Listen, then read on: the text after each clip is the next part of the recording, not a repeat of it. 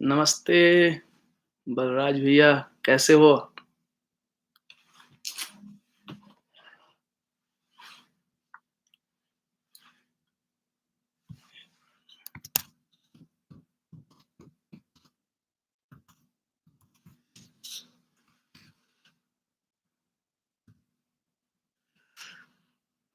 बढ़िया। Nice to see you, at least your photo.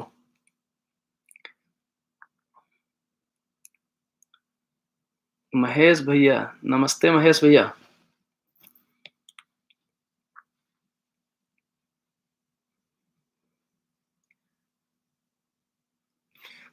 तो अभी क्या करते हैं हम लोग, 1-2 मिनट इंतजार करते हैं, बाकी लोग। जी भैया, बलराज भैया, everything is good here and we all are doing good and lots of progress. बहुत सारा एजुकेशन के ऊपर काम कर रहे हैं। बच्चों की जो शिक्षा पे हम लोग की बात हुई थी इंडिया में, उसको हम लोगों ने अभी काफी आगे बढ़ाया है और चीजें बहुत अच्छे से शेप ले रही हैं।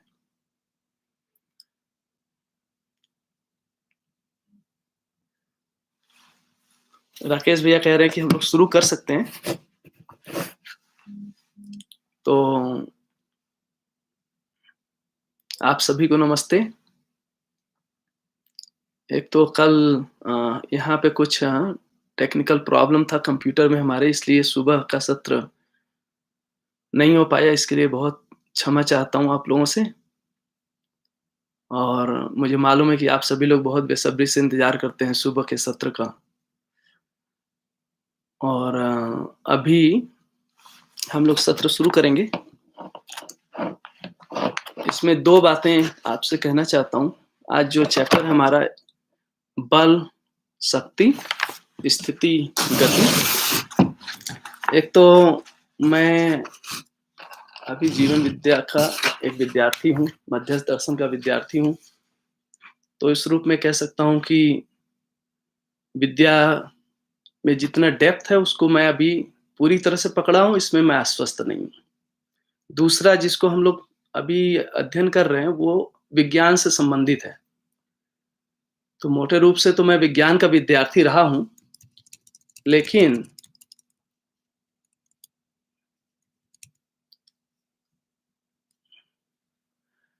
मैं विज्ञान का विद्यार्थी रहा हूँ, लेकिन बहुत औसत दर्जे का, वो भी बीएससी मैंने किया। तो मेरा विज्ञान का भी अध्ययन बहुत बढ़िया नहीं है, अधूरा है। और जीवन विद्या का भी अध्ययन चल रहा है। उसमें मैं कह सकता हूँ कि थोड़ा विज्ञान से ज़्यादा मैंने काम किया है। तो इसके साथ मैं रखता हूँ अपनी बात को, ठीक है। और आज जो चैप्टर है बल शक्ति, बहुत ही इम्पोर्टेंट चैप्टर है और पूरा विज्ञान इसमें हजारों साल से जूझ रहा है इसको समझने के लिए। और बहुत सारा इसमें प्रयास हुए हैं, बहुत सारे प्रोग्रेस हुए हैं और अभी बहुत सारा लगता है कि उनको समझना है। बाबा जी जब यहाँ बात कर रहे हैं तो उस रूप में कह रहे हैं कि पूरी बात को समझा जा चुका है, ठीक है। तो लगभग सभी लोग आ गए हैं और हम यहाँ पे पढ़ते हैं। पढ़ने के साथ साथ मैं थोड़ा सा उसका रूपरेखा भी रखूंगा और अपनी तरफ से जो क्लैरिफिकेशन होगा उसको मैं रखूंगा। और आपके पास अगर कोई क्वेश्चन है तो आप रखना। आवाज सबको आ रही होगी ठीक से? कोई एक व्यक्ति लिख लिख दे कि आवाज आ रही है ठीक से, तो बढ़िया रहेगा। ठीक है, तो जी बढ़िया। तो बल, शक्ति, स्थिति, गति, इसकी शुरुआत करते हैं। एक पूरा एक ओवरऑल एक मोटा-मोटा हमको व्यू लेना चाहिए कि बाबा जी क्या कह रहे हैं, है ना? बाबा जी जब कह रहे हैं सहअस्तित्व, तो सहअस्तित्व में एक तो व्यापक वस्तु है जो स्थिति पूर्ण है और दूसरी है प्रकृति जो स्थितिशील है। स्थिति पूर्ण का मतलब है कि जिसमें कोई परिवर्तन नहीं होता है, बदलाव नहीं होता है, इसमें कोई स्थानांतरण नहीं होता है। और जब हम स्थितिशील कह रहे हैं तो उस वो परिवर्तनशील है, उसके अंदर स्थानांतरण होता है। ये जो स्थितिशील प्रकृति है, व्यापक में संपृक्त होने के कारण ऊर्जा संपन्न है। ऊर्जा संपन्नता के कारण क्या है उसके अंदर? क्रियाशीलता है। ये जो क्रियाशीलता है वो क्रियाशीलता हमको 3 रूपों में दिखाई देता है। एक तो जड़ क्रिया के रूप में, एक भौतिक क्रिया के रूप में, दूसरा रासायनिक क्रिया के रूप में, तीसरा जीवन क्रिया के रूप में। ये जो भौतिक, रासायनिक, जीवन क्रिया है, इसी के तीनों के क्रियाओं के संयोग के साथ ही 4 अवस्थाओं का प्रकटन है। पदार्थ अवस्था, प्राण अवस्था, जीव अवस्था और ज्ञान अवस्था। और इस तरह से हम पूरे सहअस्तित्व का वैभव देखते हैं। अब हम आते हैं, छोटी-सी बात शुरू करते हैं यहाँ पे कि जब हम बल और शक्ति कह रहे हैं तो उसको किसको हम बल कह रहे हैं, किसको शक्ति कह रहे हैं, क्या स्थिति है और क्या गति है, किसको हम कह रहे हैं। तो कोई भी इकाई है, वो इकाई अगर सबसे छोटी जो मूल इकाई है, उसको हम परमाणु के रूप में पहचान रहे हैं। जो परमाणु है वो परमाणु अंशों से बना हुआ है। जो परमाणु अंश हैं, वो व्यापक में भीगा हुआ है, डूबा हुआ है, घिरा हुआ है। तो व्यापक में संपृक्त रहने से, उसमें भीगे रहने से वो ऊर्जा संपन्न है। ऊर्जा संपन्नता बस क्या उसके अंदर हुआ? उसके अंदर एक बल संपन्नता है। ये जो बल संपन्नता है वो चुंबकीय बल के रूप में है। चुंबकीय बल का क्या मतलब है कि जब कोई इकाई है, अंश है, अंश जब व्यापक में भीगा है, ऊर्जित है, तो ऊर्जा के साथ उसमें क्या हुआ कि उसके चारों तरफ एक इकाई और इस इकाई के चारों ओर उसका एक प्रभाव क्षेत्र बनता है। ये जो प्रभाव है वो बहुत महत्वपूर्ण है। और ये जो प्रभाव है जैसे व्यापक है, विकृत नहीं होता है, वैसे ये जो प्रभाव क्षेत्र है वो हमेशा इकाई के चारों ओर बना रहता है। ये जो प्रभाव क्षेत्र है वो एक स्थिति के रूप में है। ठीक है? ये जो इकाई है ऊर्जित है, जिसका एक प्रभाव क्षेत्र है, ऊर्जित होने के कारण, उसके अंदर बल होने के कारण चुंबकीय बल है, चुंबकीय बल के साथ ही उसके अंदर क्रिया भी है। तो जो क्रियाएँ हैं वो मूल रूप से घूर्णन गति करता है। तो 2 अंश एक दूसरे का जो प्रभाव है, प्रभाव क्षेत्र के कारण 2 अंश एक दूसरे को पहचानते हैं। पहचानने का कारण क्या हुआ? प्रभाव क्षेत्र। ये जो प्रभाव क्षेत्र है उससे पहचान हुई और पहचान के साथ दोनों का साथ में होना हुआ। अब यहाँ पे गति किस रूप में देख रहे हैं? गति हो रहा है, एक घूर्णन गति हुआ और दूसरा है वर्तुलात्मक गति। और इन दोनों के संयोग से एक और गति है, वो है कंपनात्मक गति। तो इस तरह से परमाणु में 3 गतियाँ हम देख सकते हैं, घूर्णन, वर्तुल और कंपनात्मक।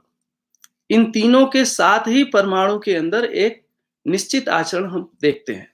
जबकि हम जब एक अंश को देख रहे हैं तो उसके अंदर केवल घूर्णन गति है, वर्तुलात्मक गति तभी आ रही है जब दूसरा अंश उसके साथ है। और उस परमाणु के अंदर जब 2 अंश मिल गए, उस परमाणु के अंदर स्थिरता तब हो रही है जब जब जब दोनों साथ मिलकर के कोई आचरण कर रहे हैं। और उसके अंदर कंपनात्मक गति है। वहाँ कंपनात्मक गति मूल रूप से उसकी स्थिरता को बताती है।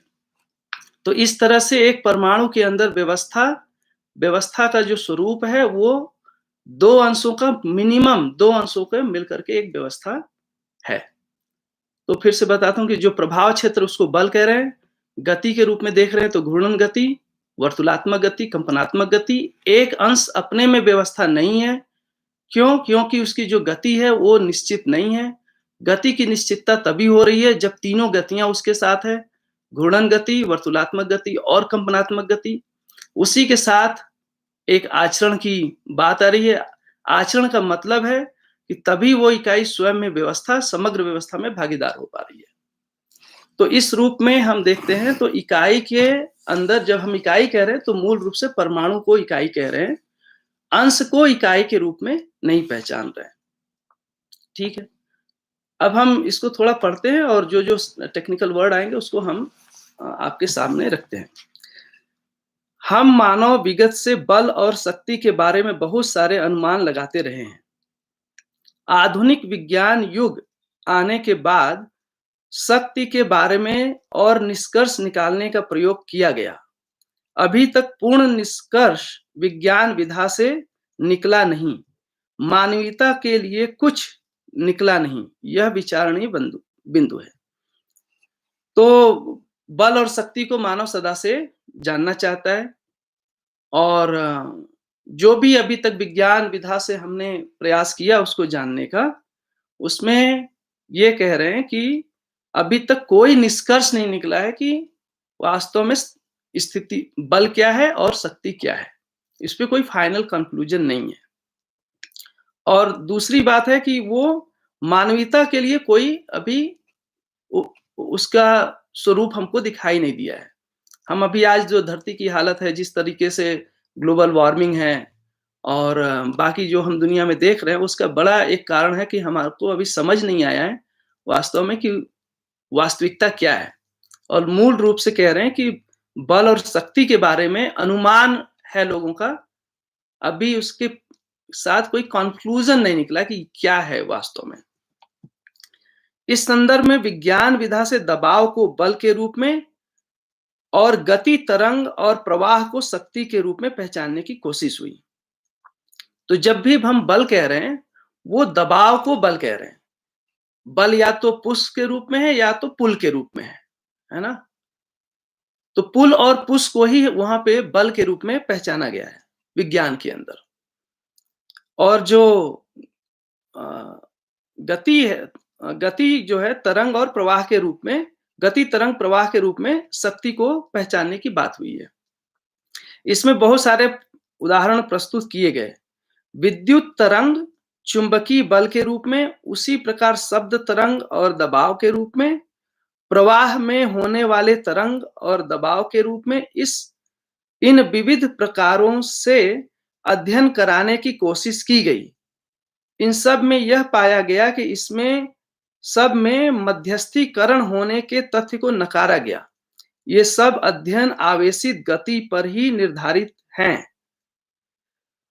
स्वभाव गति में होने पर बल और शक्ति कहाँ चले जाते हैं, यह प्रश्न तो आता ही है। तो अभी तक जितना अध्ययन विज्ञान ने किया, वो सब आवेशित गति का अध्ययन किया है। ये एक मूल बात है। दूसरी बात है कि अभी तक मध्यस्थ का पहचान नहीं हुआ। जो सारा अध्ययन है वो सम और विषम के सीमा में ही विज्ञान ने अध्ययन किया है। यहाँ पे मोटा-मोटा अगर आप देखेंगे 2-3 शब्द आए हैं, विद्युत और चुंबकीय बल। तो चुंबकीय बल हमने बताया कि जब अंश व्यापक में भीगे होने के कारण ऊर्जा संपन्न है, जिसमें जो बल है वो बल चुंबकीय बल के रूप में है। और क्या है, वो एक इकाई के चारों तरफ जो प्रभाव है और दूसरी इकाई के चारों तरफ जो प्रभाव है, एक दूसरे को पहचानना। इससे क्या होता है कि उनके बीच में एक चुंबकीय धार बन जाती है ना? इस तरह से दोनों साथ में रहते हैं। ये दोनों के परस्परता में जो आकर्षण है, वो इस तरह से चुंबकीयता की बात कह रहे हैं। ठीक है? और ये जो बाबा जी अध्ययन कर रहे हैं, वो स्वभाव गति में रहते हुए अध्ययन कर रहे हैं। मोटे-मोटे विज्ञान में क्या कह रहे हैं कि विज्ञान में जो प्रभाव क्षेत्र है, उसको जैसे मान लो इलेक्ट्रोमैग्नेटिक फील्ड जो है, वो मानते हैं कि वो भी किसी पार्टिकल से बना है, फोटॉन से बना हुआ है। तो चाहे वो इकाई है परमाणु, परमाणु मूल रूप से आपको पता ही होगा कि विज्ञान मानता है कि परमाणु जो है छोटे-छोटे कणों से मिलकर बना है, जिसको इलेक्ट्रॉन, प्रोटॉन, न्यूट्रॉन नाम देते हैं। बाद में उसको उन्होंने इलेक्ट्रॉन अप क्वार्क और डाउन क्वार्क इस तरह के नाम दिए। और उसके साथ-साथ उन्होंने 4 शक्तियों को भी पहचाना, जिसमें ग्रेविटी है, इलेक्ट्रोमैग्नेटिज्म है, वीक फोर्स है, स्ट्रॉन्ग फोर्स है। और इन फोर्सेस को भी उन्होंने किसी पार्टिकल के साथ जोड़ के रखा हुआ है। ये जो फोर्सेस हैं, उसके लिए कोई पार्टिकल जिम्मेदार है। जबकि यहाँ पे क्या कहा जा रहा है कि ये जो प्रभाव क्षेत्र है, वो किसी पार्टिकल से नहीं बना है। वो पार्टिकल का ही एक वैभव है। वो पार्टिकल जब ऊर्जा संपन्न है, तो उस ऊर्जा संपन्नता के साथ ही उसका एक प्रभाव क्षेत्र बना हुआ है। और जो इकाई का प्रभाव क्षेत्र है, जब 2 इकाइयों का प्रभाव क्षेत्र आपस में साथ में आते हैं, उसके घर्षण से वहाँ पे ध्वनि, ताप और विद्युत का प्रसव है। ध्वनि, ताप और विद्युत निकल रहा है। इस तरह से 2 इकाइयों के बीच के जो इंटरैक्शन है, उससे ध्वनि है, ताप है, विद्युत है।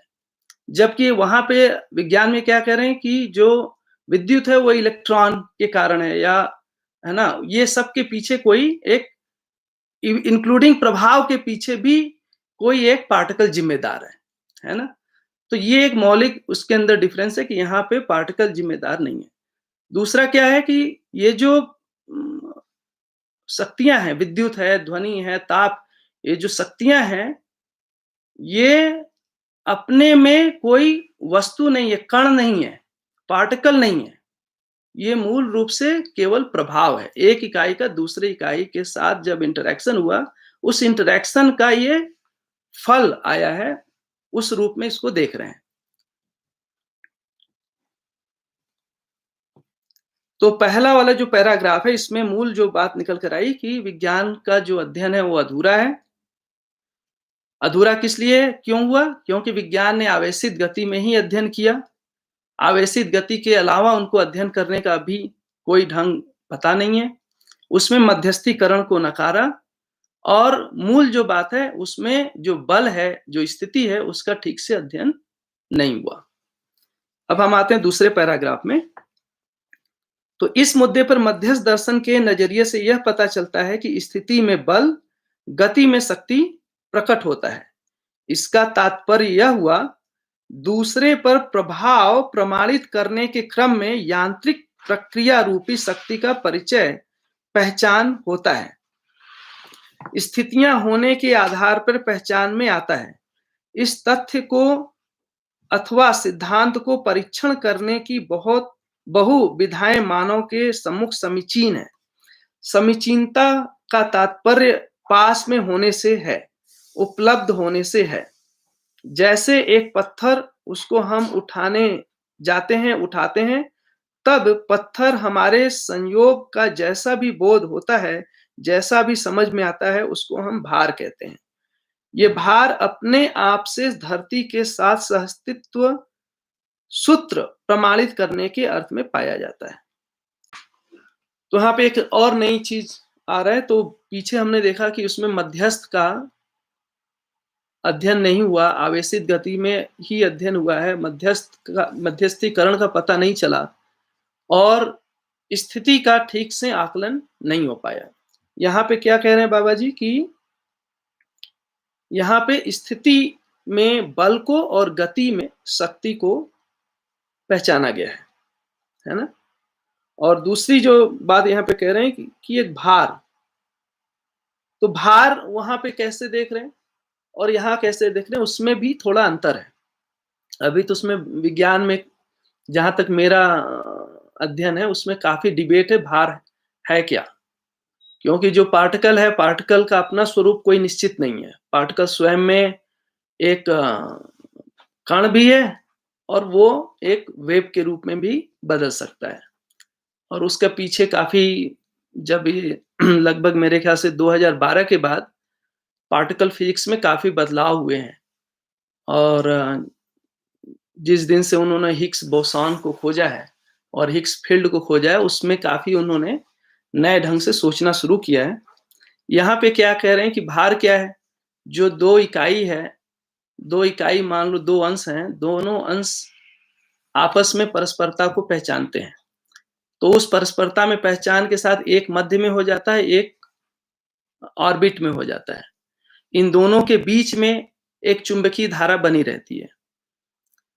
जो मध्य में है वो ऋणाकर्षण की स्थिति में रहता है। ऋणाकर्षण मतलब जो दूसरे को आकर्षित करता है, और जो ऑर्बिट में है वो धनाकर्षण की स्थिति में आप कह सकते हो, जो किसी की ओर आकर्षित होता है। उसको हम बड़े स्केल पे भी देख सकते हैं। जैसे धरती है, धरती के ऊपर हम एक पत्थर फेंकते हैं ऊपर, तो जो पत्थर है वो धनाकर्षण की स्थिति में है, धरती ऋणाकर्षण की स्थिति में है। तो ऋणाकर्षण की स्थिति में कोई वस्तु किसी को आकर्षित कर रही है, और धनाकर्षण की स्थिति में कोई वस्तु किसी की ओर आकर्षित हो रही है, और जब वो आकर्षित हो रही है, उसको हमने बीच में रोक दिया, तो उसको जो उसमें माप बनता है, उसको भार कह रहे हैं यहाँ पे। अब ये जो भार है, उसका प्रयोजन क्या है? वो कह रहे हैं सह-अस्तित्व के सूत्र से वो सूत्रित है, सह-अस्तित्व के सूत्र से वो प्रमाणित होता है। सह-अस्तित्व को प्रमाणित करने के अर्थ में ही सारा भार है। उस रूप में भार को देखा गया है यहाँ पे। यही चीज इस प्रकार के भार का अनुभव हर मानव में होने की स्थिति स्पष्ट है। जैसा एक खाली घड़ा, उसमें पानी भर दिया अथवा मिट्टी भर दिया अथवा आलू या अनाज भर दिया, तब उसको उठावें, उठाने पर जैसा लगता है उसको भार कहा। हर मानव अपने में मनाकार को साकार करने वाला होने के आधार पर और कल्पनाशील कर्म स्वतंत्र होने के आधार पर भार को कैसे नापा या तौला जाए, इसको सोचा और इसका उत्तर पा गया। तौलने की विधि तय कर लिया, मापने की विधि तय कर लिया। उसमें सबसे बड़ा उस बड़ा ट्रक और रेल आदि के वजन को भी तौलने नापने योग्य यंत्र बना लिया। हर दिन इसको हर व्यक्ति देखता ही है। पूरा भार धरती के साथ सह-अस्तित्व को प्रमाणित करने के क्रम में होने वाला विन्यास है, सिद्धांत है। इस ढंग से भार सह अस्तित्व से अनुप्राणित होना पाया जाता है। हर इकाई स्थिति में बल संपन्न, गति में शक्ति को प्रमाणित प्रकाशित करते हैं। तो बड़ी सुंदर बात यहाँ पे बाबा जी लिख रहे हैं कि किस तरीके से यहाँ पे भार को वो बता रहे हैं कि जो भार है वो सह-अस्तित्व को प्रमाणित करने के अर्थ में है, सह-अस्तित्व के सूत्र से अनुप्राणित है ना? और जबकि अभी जो हम भार देख रहे हैं, विज्ञान में मैं अभी थोड़ा-सा अध्ययन कर रहा था कि भार को वो कैसे देखते हैं। वहाँ पे बहुत ही ज़्यादा कन्फ्यूजन में काफ़ी अभी पिछले कई दिनों से समझने का प्रयास कर रहा था कि भार कैसे है। तो एक छोटा-सा सही 2 मिनट में आपको रख देता हूँ कि जो अभी तक मेरे को समझ में आया। एक तो जो पार्टिकल है उसके अंदर वो अपने में वो भार हो भी सकता है, नहीं भी हो सकता है। क्योंकि पार्टिकल की अपनी गति है, अंश की अपनी गति है। यदि उस गति को बहुत तेज कर देते हैं, जैसे मान लो उस गति को उन्होंने प्रकाश की गति के आधार पे कुछ किया हुआ है, तो प्रकाश की गति के हिसाब से अगर चलाएँ, तो क्या दिखता है कि यदि वो गति मान लो प्रकाश के 87% गति के साथ आता है, तो जो पार्टिकल है उसका वो भाग है आधा ही रह जाता है। उसको और अगर उसकी गति को बढ़ाएँ तो उसमें और कम हो जाता है, और उसकी गति यदि प्रकाश की गति के अनुरूप हो जाए तो वो पार्टिकल फिर वेव में बदल जाता है, वो पार्टिकल रहता ही नहीं है। इस तरह से उसके अंदर कोई भार नहीं होता है।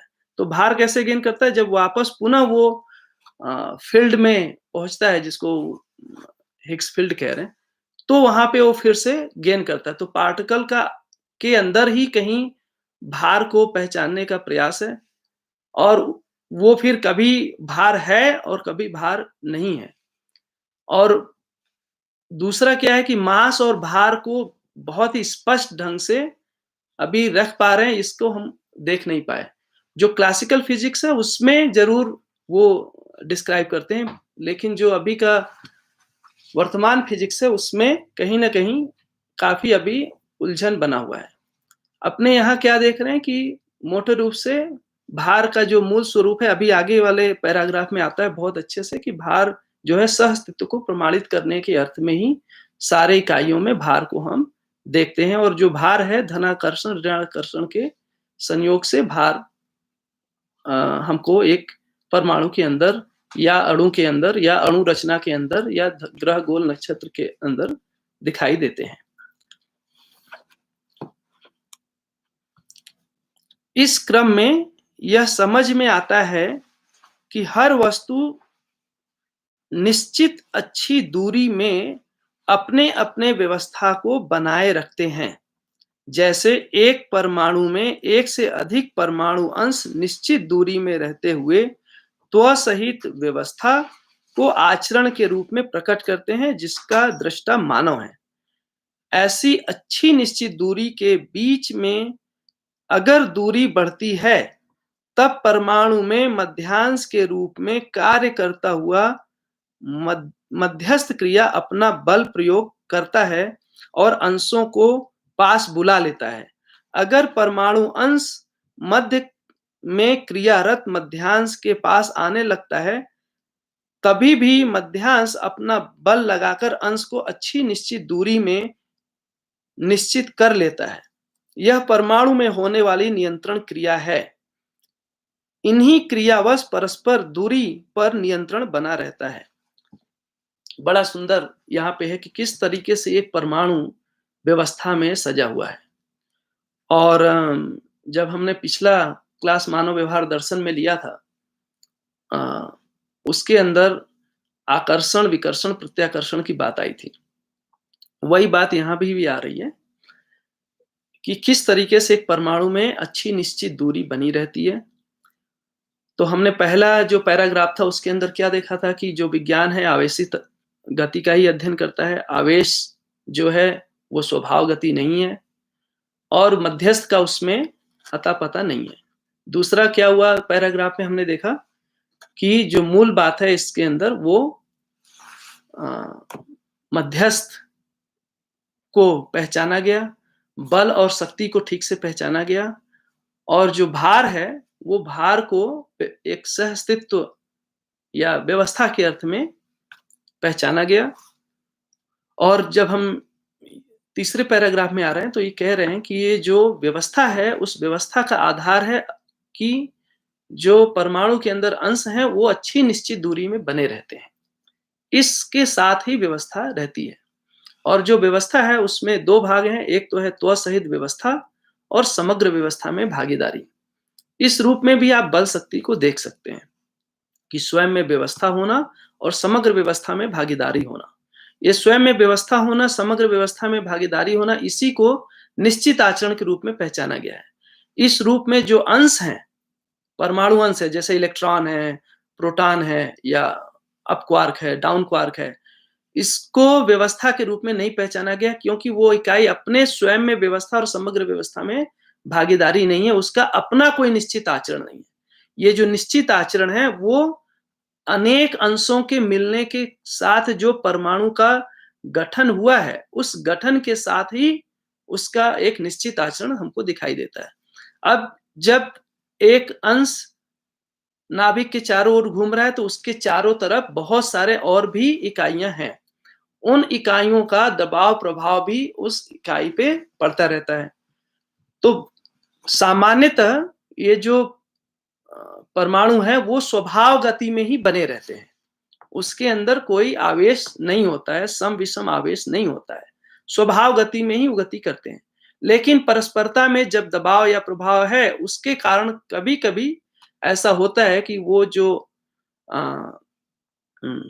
परिवेश है वो नाभिक के जो निश्चित दूरी है उससे और नजदीक आने लगता है। यदि वो नजदीक आता है, उस स्थिति में जो मध्यस्थ है वो उस पे एक बल लगाता है जिसको विकर्षण बल कह रहे हैं। विकर्षण बल का मतलब है कि उसके आकर्षण बल को कमजोर कर देता है, उसको दूर हटा देता है। तो इस विकर्षण बल का के कारण जो इकाई है परिवेश में जो नजदीक आ रही है उसके अंदर उस विकर्षण बल का एक रिस्पॉन्सिव फोर्स पैदा होता है जिसको प्रत्याकर्षण कह रहे हैं। इस प्रत्याकर्षण के कारण वो पुनः अच्छी निश्चित दूरी में चला जाता है। और इस तरह से हम 3 चीजों को देख रहे हैं। एक तो है विकर्षण, दूसरा है आकर्षण और तीसरा है प्रत्याकर्षण। तो प्रत्याकर्षण बल मूल रूप से कोई इकाई है जो ऑर्बिट में चारों तरफ चक्कर लगा रही है, उसको निश्चित दूरी में बनाए रखने के लिए जिस आकर्षण को कह रहे हैं वो है प्रत्याकर्षण। साथ में बने रहने के लिए वो आकर्षण कह रहे हैं। और एक दूरी से नजदीक आ गई उसको फिर पुनः उसके अच्छी निश्चित दूरी में बनाए रखने के लिए जो मध्यांश बल लगाता है उसको विकर्षण कह रहे हैं। ऐसे ही किसी प्रभाव दबाववश यदि वो अपने निश्चित दूरी से दूर जाने लगती है तो पुनः ये जो मध्यांश है उस पे एक बल लगाता है जो आकर्षण बल है। उस आकर्षण बल के कारण पुनः उसके अंदर प्रत्याकर्षण हुआ और वापस अपने अच्छी निश्चित दूरी में चली आती है। और इस तरह से एक परमाणु के अंदर हम क्या देखते हैं कि जो गति है वो नियंत्रित है, अनियंत्रित नहीं है। वो स्वभाव गति में बना हुआ है और स्वभाव गति को बनाए रखता है। ये स्वभाव गति में होना ही व्यवस्था का मूल है। इस तरह से प्रत्येक इकाई त्वचा सहित व्यवस्था और समग्र व्यवस्था में भागीदारी करता है। आगे तो यहाँ पे लगभग ये क्लियर हो गया है ना। तब फिर से पढ़ लेते हैं। अगर परमाणु अंश मध्य में क्रियारत मध्यांश के पास आने लगता है तभी भी मध्यांश अपना बल लगाकर अंश को अच्छी दूरी में निश्चित कर लेता है। यह परमाणु में होने वाली नियंत्रण क्रिया, इन्हीं क्रियावश परस्पर दूरी पर नियंत्रण बना रहता है। परमाणु अणु के रूप में जब होते हैं मध्यांशों के आधार पर ही परस्पर आकर्षण बल चुंबकीय बल संपन्नता के आधार पर प्रवर्तित होता है। फलतः एक परमाणु दूसरे परमाणु के साथ जुड़कर अणु बंधन सहित अणु कहलाते हैं। ऐसे अणुओं का भार संपन्न रहना स्वाभाविक है। इसी भार के कारण एक अणु के दूसरे अणु के साथ निश्चित अच्छी दूरी में रहते हुए जुड़ने की प्रवृत्ति बनी रहती है। ऐसी प्रवृत्तियों से परमाणु अणुओं से रचित बड़े बड़े पदार्थ पिंड मानव के सम्मुख प्रस्तुत हैं। जैसे यह धरती, इस धरती के साथ धरती से जुड़ी हुई सभी वस्तु धरती के वातावरण तक ठोस ठोस के साथ, तरल तरल के साथ, विरल विरल के साथ सह अस्तित्व को प्रमाणित करते हैं। ये बहुत ही मौलिक बात यहाँ पे रखी गई है जो अभी तक विज्ञान के पकड़ में नहीं आया। वो ये है कि वो जो हम कह रहे थे कि अच्छी निश्चित दूरी में बना रहना, और इस अच्छी निश्चित दूरी में बने रहने के साथ उसके अंदर व्यवस्था होना। ये अच्छी निश्चित दूरी जब हम कह रहे हैं तो उसके अंदर एक आपस में परस्परता में एक आकर्षण बल है जिसको हम धनाकर्षण ऋणाकर्षण के रूप में पहचानते हैं। ये जो धनाकर्षण ऋणाकर्षण के साथ ही उसके अंदर एक भार दिखाई देता है। मानव व्यवहार दर्शन में चैप्टर 3 में आपने पढ़ा होगा कि भार आकर्षण से, ऐसा एक लाइन आता है ना। आकर्षण जो है परस्परता से, परस्परता लघुता एवं गुरुता से, ऐसा अध्याय 3 में लिखा हुआ है। तो जो भार है वो आकर्षण से है और आकर्षण जो है वो परस्परता के कारण है। तो इस तरह से जो भार है, भार का दूसरा जो प्रयोजन है कि वो एक इकाई दूसरे इकाई है ना, परमाणु को और फिर जो परमाणु से बना अणु को और उससे फिर अणु रचना, इन सब में भार के कारण ही उसके अंदर जुड़ाव दिख रहा है। और भार से इस तरह से एक दूसरा शब्द आता है उसके अंदर अणु बंधन।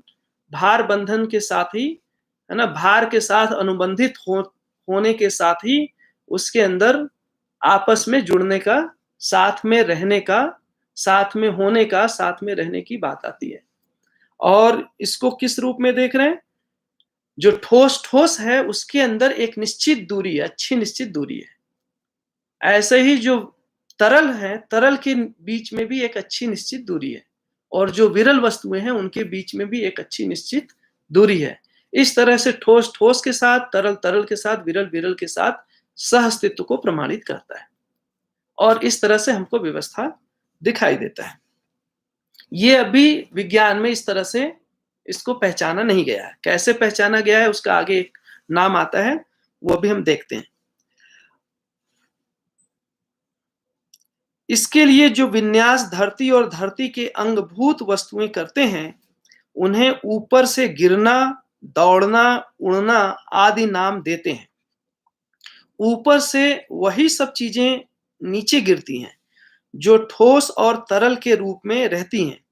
तरल तरल वस्तुओं के साथ सह अस्तित्व को प्रमाणित करने की आतुरता कातुरता में जो विन्यास है ना करता है उसे वर्षा अथवा प्रवाह कहते हैं। तो क्या कह रहे हैं कि तरल वस्तु के साथ सह अस्तित्व को प्रमाणित करने की आतुरता कर्तुता में जो विन्यास, मतलब विन्यास का मतलब सह अस्तित्व के अर्थ में जो सारी क्रियाएं हैं, उसे वर्षा या प्रवाह कहते हैं। तो इस तरह से हम देख रहे हैं कि उसका पूरे धरती पे किस तरह से रोल है, वर्षा का होना या बाकी चीजों का होना, वो भार से कैसे जुड़ा हुआ है। इसी प्रकार से जो ठोस वस्तु ऊपर से गिरता है, वह धरती के साथ होने वाला विन्यास है ना, जो उस वस्तु का धरती के साथ सह अस्तित्व को प्रमाणित करने के प्रभाव में होता है। इसी विन्यास को गुरुत्वाकर्षण का नाम दिया है। वास्तव में यह ठोस वस्तु के साथ सह अस्तित्व को प्रमाणित करने का विन्यास ही है। यही सम्मानजनक स्वीकृति है। तो इसके पहले जो गुरुत्वाकर्षण को बताया गया है और यहाँ पे जो बताया गया है, हमने पहले ही कहा कि विज्ञान में ये मूलतः मान्यता है, 4 तरह के फोर्सेस को पहचानते हैं, जिसमें ग्रेविटी जो है एक महत्वपूर्ण फोर्स है, उसके साथ इलेक्ट्रोमैग्नेटिज्म है, वीक फोर्स है और स्ट्रॉन्ग फोर्स है। इन चारों फोर्सेस के लिए वो मानते हैं कि कोई ना कोई पार्टिकल जिम्मेदार है, जिसमें इलेक्ट्रोमैग्नेटिज्म जो है पहचान लिया उन्होंने, वो कहते हैं कि उस फोटॉन पार्टिकल जो है जिम्मेदार है। वीक फोर्स के लिए भी उन्होंने कुछ नाम दे रखा है, स्ट्रॉन्ग फोर्स के लिए भी कुछ उन्होंने नाम दे रखा है। जो अभी उनको लगता है कि जो उनको पकड़ में नहीं आया है, वो है कि जो ग्रेविटी है, ग्रेविटी कौन से पार्टिकल हैं जो ग्रेविटी के लिए उत्तरदायी जिम्मेदार हैं, वो अभी विज्ञान के पकड़ में नहीं है। और उनको लगता है कि हो सकता है कोई ऐसा पार्टिकल हो जो ग्रेविटी के लिए भी जिम्मेदार होगा, उसका नाम वैसे उन्होंने सोचते हैं ग्रेविटान जैसा कुछ होगा। यहाँ पे क्या कह रहे हैं कि ये जो फोर्सेस हैं जिसको आप कह रहे हैं, ये फोर्सेस एक प्रभाव है, ना कि उसके लिए कोई पार्टिकल जिम्मेदार है। और जब हम गुरुत्वाकर्षण कह रहे हैं, तो वो 2 इकाइयों के बीच में जो आकर्षण है उसको कह रहे हैं। और उस आकर्षण में भी जो मूलतः ऋणाकर्षण वाली है, मतलब एक धनाकर्षण जो बताया, जो कोई वस्तु किसी की ओर आकर्षित हो रही है, और ऋणाकर्षण जो किसी वस्तु को अपनी ओर आकर्षित कर रही है। तो जो ऋणाकर्षण है उसको यहाँ पे गुरुत्वाकर्षण के रूप में भी बाबा जी ने अलग नाम दिया है। और उसी ऋणाकर्षण जो गुरुत्वाकर्षण है, उससे वो भार कह रहे हैं, वो गुरुत्वाकर्षण नहीं है जो विज्ञान कह रहा है ना। ये अपने को ध्यान में रखना चाहिए, क्योंकि वहां पे गुरुत्वाकर्षण किसी पार्टिकल के साथ अभी एसोसिएट करने का प्रयास कर रहे हैं। वास्तव में यह ठोस वस्तु के साथ सह अस्तित्व को प्रमाणित करने का विन्यास ही है। यही सम्मानजनक स्वीकृति है। गुरुत्वाकर्षण में छोटे बड़े की परिकल्पना दौड़ती है। सह अस्तित्व रूप में देखा गया कि प्रत्येक एक अपने वातावरण सहित संपूर्ण है, इसमें छोटा बड़ा नहीं होता। इसकी पुष्टि इस बात से होती है कि प्रत्येक एक अपने त्व सहित व्यवस्था है। बड़ी सुंदर बात है, मतलब अद्भुत बात, कि अभी तक जब भी हम सोचते हैं, है ना, गुरुत्वाकर्षण की बात सोचते हैं, तो उसमें कहीं ना कहीं हम सापेक्षता में सोचते हैं। अभी पूरा डिजाइन जो सोचने का है, वो है एक सापेक्षता में सोचने का डिजाइन है। और जब भी हम सापेक्षता में सोचते हैं, तो हम कहीं ना कहीं किसी को छोटा, किसी को बड़ा, ऐसा मानकर हम चल रहे हैं। और वो छोटा बड़ा केवल इकाइयों में नहीं, हर जगह है। हमारा काम छोटा, किसी का काम बड़ा, किसी का पद छोटा, किसी का पद बड़ा, क्योंकि मानसिकता में ही छोटा बड़ा समाया है। बाबा जी यहाँ बहुत मौलिक बात कह रहे हैं कि इसमें छोटा बड़ा का कोई रोल नहीं है। कोई चीज छोटी नहीं है, बड़ी नहीं है अस्तित्व में। मूल जो बात है कि हर इकाई अपने वातावरण सहित संपूर्ण है, और हर इकाई का एक निश्चित रोल है। ये मुख्य बात है ना। और सह अस्तित्व में इस रोल को समझना कि किस तरह से कोई इकाई अपने स्वयं में त्व सहित व्यवस्था है और समग्र व्यवस्था में भागीदारी है। तो ये जो छोटा नहीं है और इसमें कोई बड़ा नहीं है, सबका अपना एक निश्चित भागीदारी है, और उस रूप में व्यवस्था को हर इकाई मिल करके सह अस्तित्व रूपी व्यवस्था को प्रमाणित किए रहते हैं। ये मौलिक बात निकल कर आई। इसी पुष्टि इसकी पुष्टि इस बात से होती है कि प्रत्येक एक अपने त्व सहित व्यवस्था है। ये दोनों सिद्धांत स्वभाव गति और निश्चित आचरण के योग फल में संपन्न होता हुआ देखने को मिलता है। तो दो बातें आ गई, एक तो हो गया स्वभाव गति में होना, दूसरा निश्चित आचरण का होना। तो ये जो निश्चित आचरण है ना, पहले एक बार बात आई थी कि अभी विज्ञान सोच अभी ऐसा लगता है कि विज्ञान सोचता है कि ऐसी मान्यता है कुछ लोगों की कि विज्ञान ने निश्चित आचरण को पहचाना है। ये जो निश्चित आचरण है जब हम कह रहे हैं तो उसका बेसिक मतलब क्या है यहाँ पे, कि प्रत्येक इकाई का स्वयं में व्यवस्था होना, समग्र व्यवस्था में भागीदारी होना, या त्व सहित व्यवस्था होना और समग्र में भागीदारी होना। ये व्यवस्था को प्रमाणित करना, उसको कह रहे हैं निश्चित आचरण। और जब इकाई व्यवस्था में है तो वो स्वभाव गति में है, वो आवेशित गति में नहीं है। और यदि उसके अंदर कभी किसी परस्परता के दबाववश, प्रभाववश यदि स्वभाव गति से विचलन होता है तो उस स्थिति में मध्यस्थ का रोल दिखता है और उस इकाई को पुनः विकर्षण या आकर्षण बल लगाकर निश्चित व्यवस्था में कर लेता है। इस तरह से स्वभाव गति में इकाइयां बनी रहती हैं। तो फिर से थोड़ा सा इसको पढ़ते हैं। ये दोनों सिद्धांत स्वभाव गति और निश्चित आचरण के योगफल में संपन्न होता हुआ देखने को मिलता है। इसी क्रम में प्रत्येक वस्तु इस धरती का अंगभूत होने के फलस्वरूप धरती के साथ सह अस्तित्व को निभाना एक स्वाभाविक प्रवृत्ति है। इस प्रवृत्ति का विन्यास इस धरती के वातावरण तक मर्यादित रहना पाया जाता है। यह धरती भी अपने वातावरण सहित संपूर्ण है। संपूर्णता में समाहित जितने भी अंग अवयव हैं, ये सब संपूर्ण के साथ मर्यादित रहना पाया जाता है। तो इस तरह से हर इकाई, हम देख रहे हैं कि हर इकाई अपने वातावरण सहित संपूर्ण है और ये पूरी धरती भी अपने वातावरण सहित संपूर्ण है। इसमें मैं भी थोड़ा सा और कि संपूर्ण और एक शब्द आता है पूर्णता। तो जब हम जीवन की बात कर रहे हैं उसके अंदर पूर्णता की बात कर रहे हैं, जिसको क्रिया पूर्णता, आचरण पूर्णता, मतलब जब मानव की बात कर रहे हैं। बाकी जब हम जड़ प्रकृति की बात कर रहे हैं तो इकाई अपने वातावरण सहित संपूर्ण है। तो पूर्णता और संपूर्णता दो शब्द है ना, दोनों को अलग अलग देखना चाहिए। तो संपूर्णता कहाँ पे है? हर इकाई अपने में संपूर्ण है। कोई इकाई छोटी नहीं है, कोई इकाई बड़ी नहीं है। ये छोटा बड़ा का यदि हमको ध्यान जाता है तो पूरे समाज में अभी जो केओस है इतना बना हुआ, वो इसी दृष्टि से आया हुआ है, छोटे बड़े की दृष्टि से, सापेक्षता की दृष्टि से। और सापेक्षता के कारण पूरी धरती का अभी बहुत बुरा हाल हमने करके रखा हुआ है।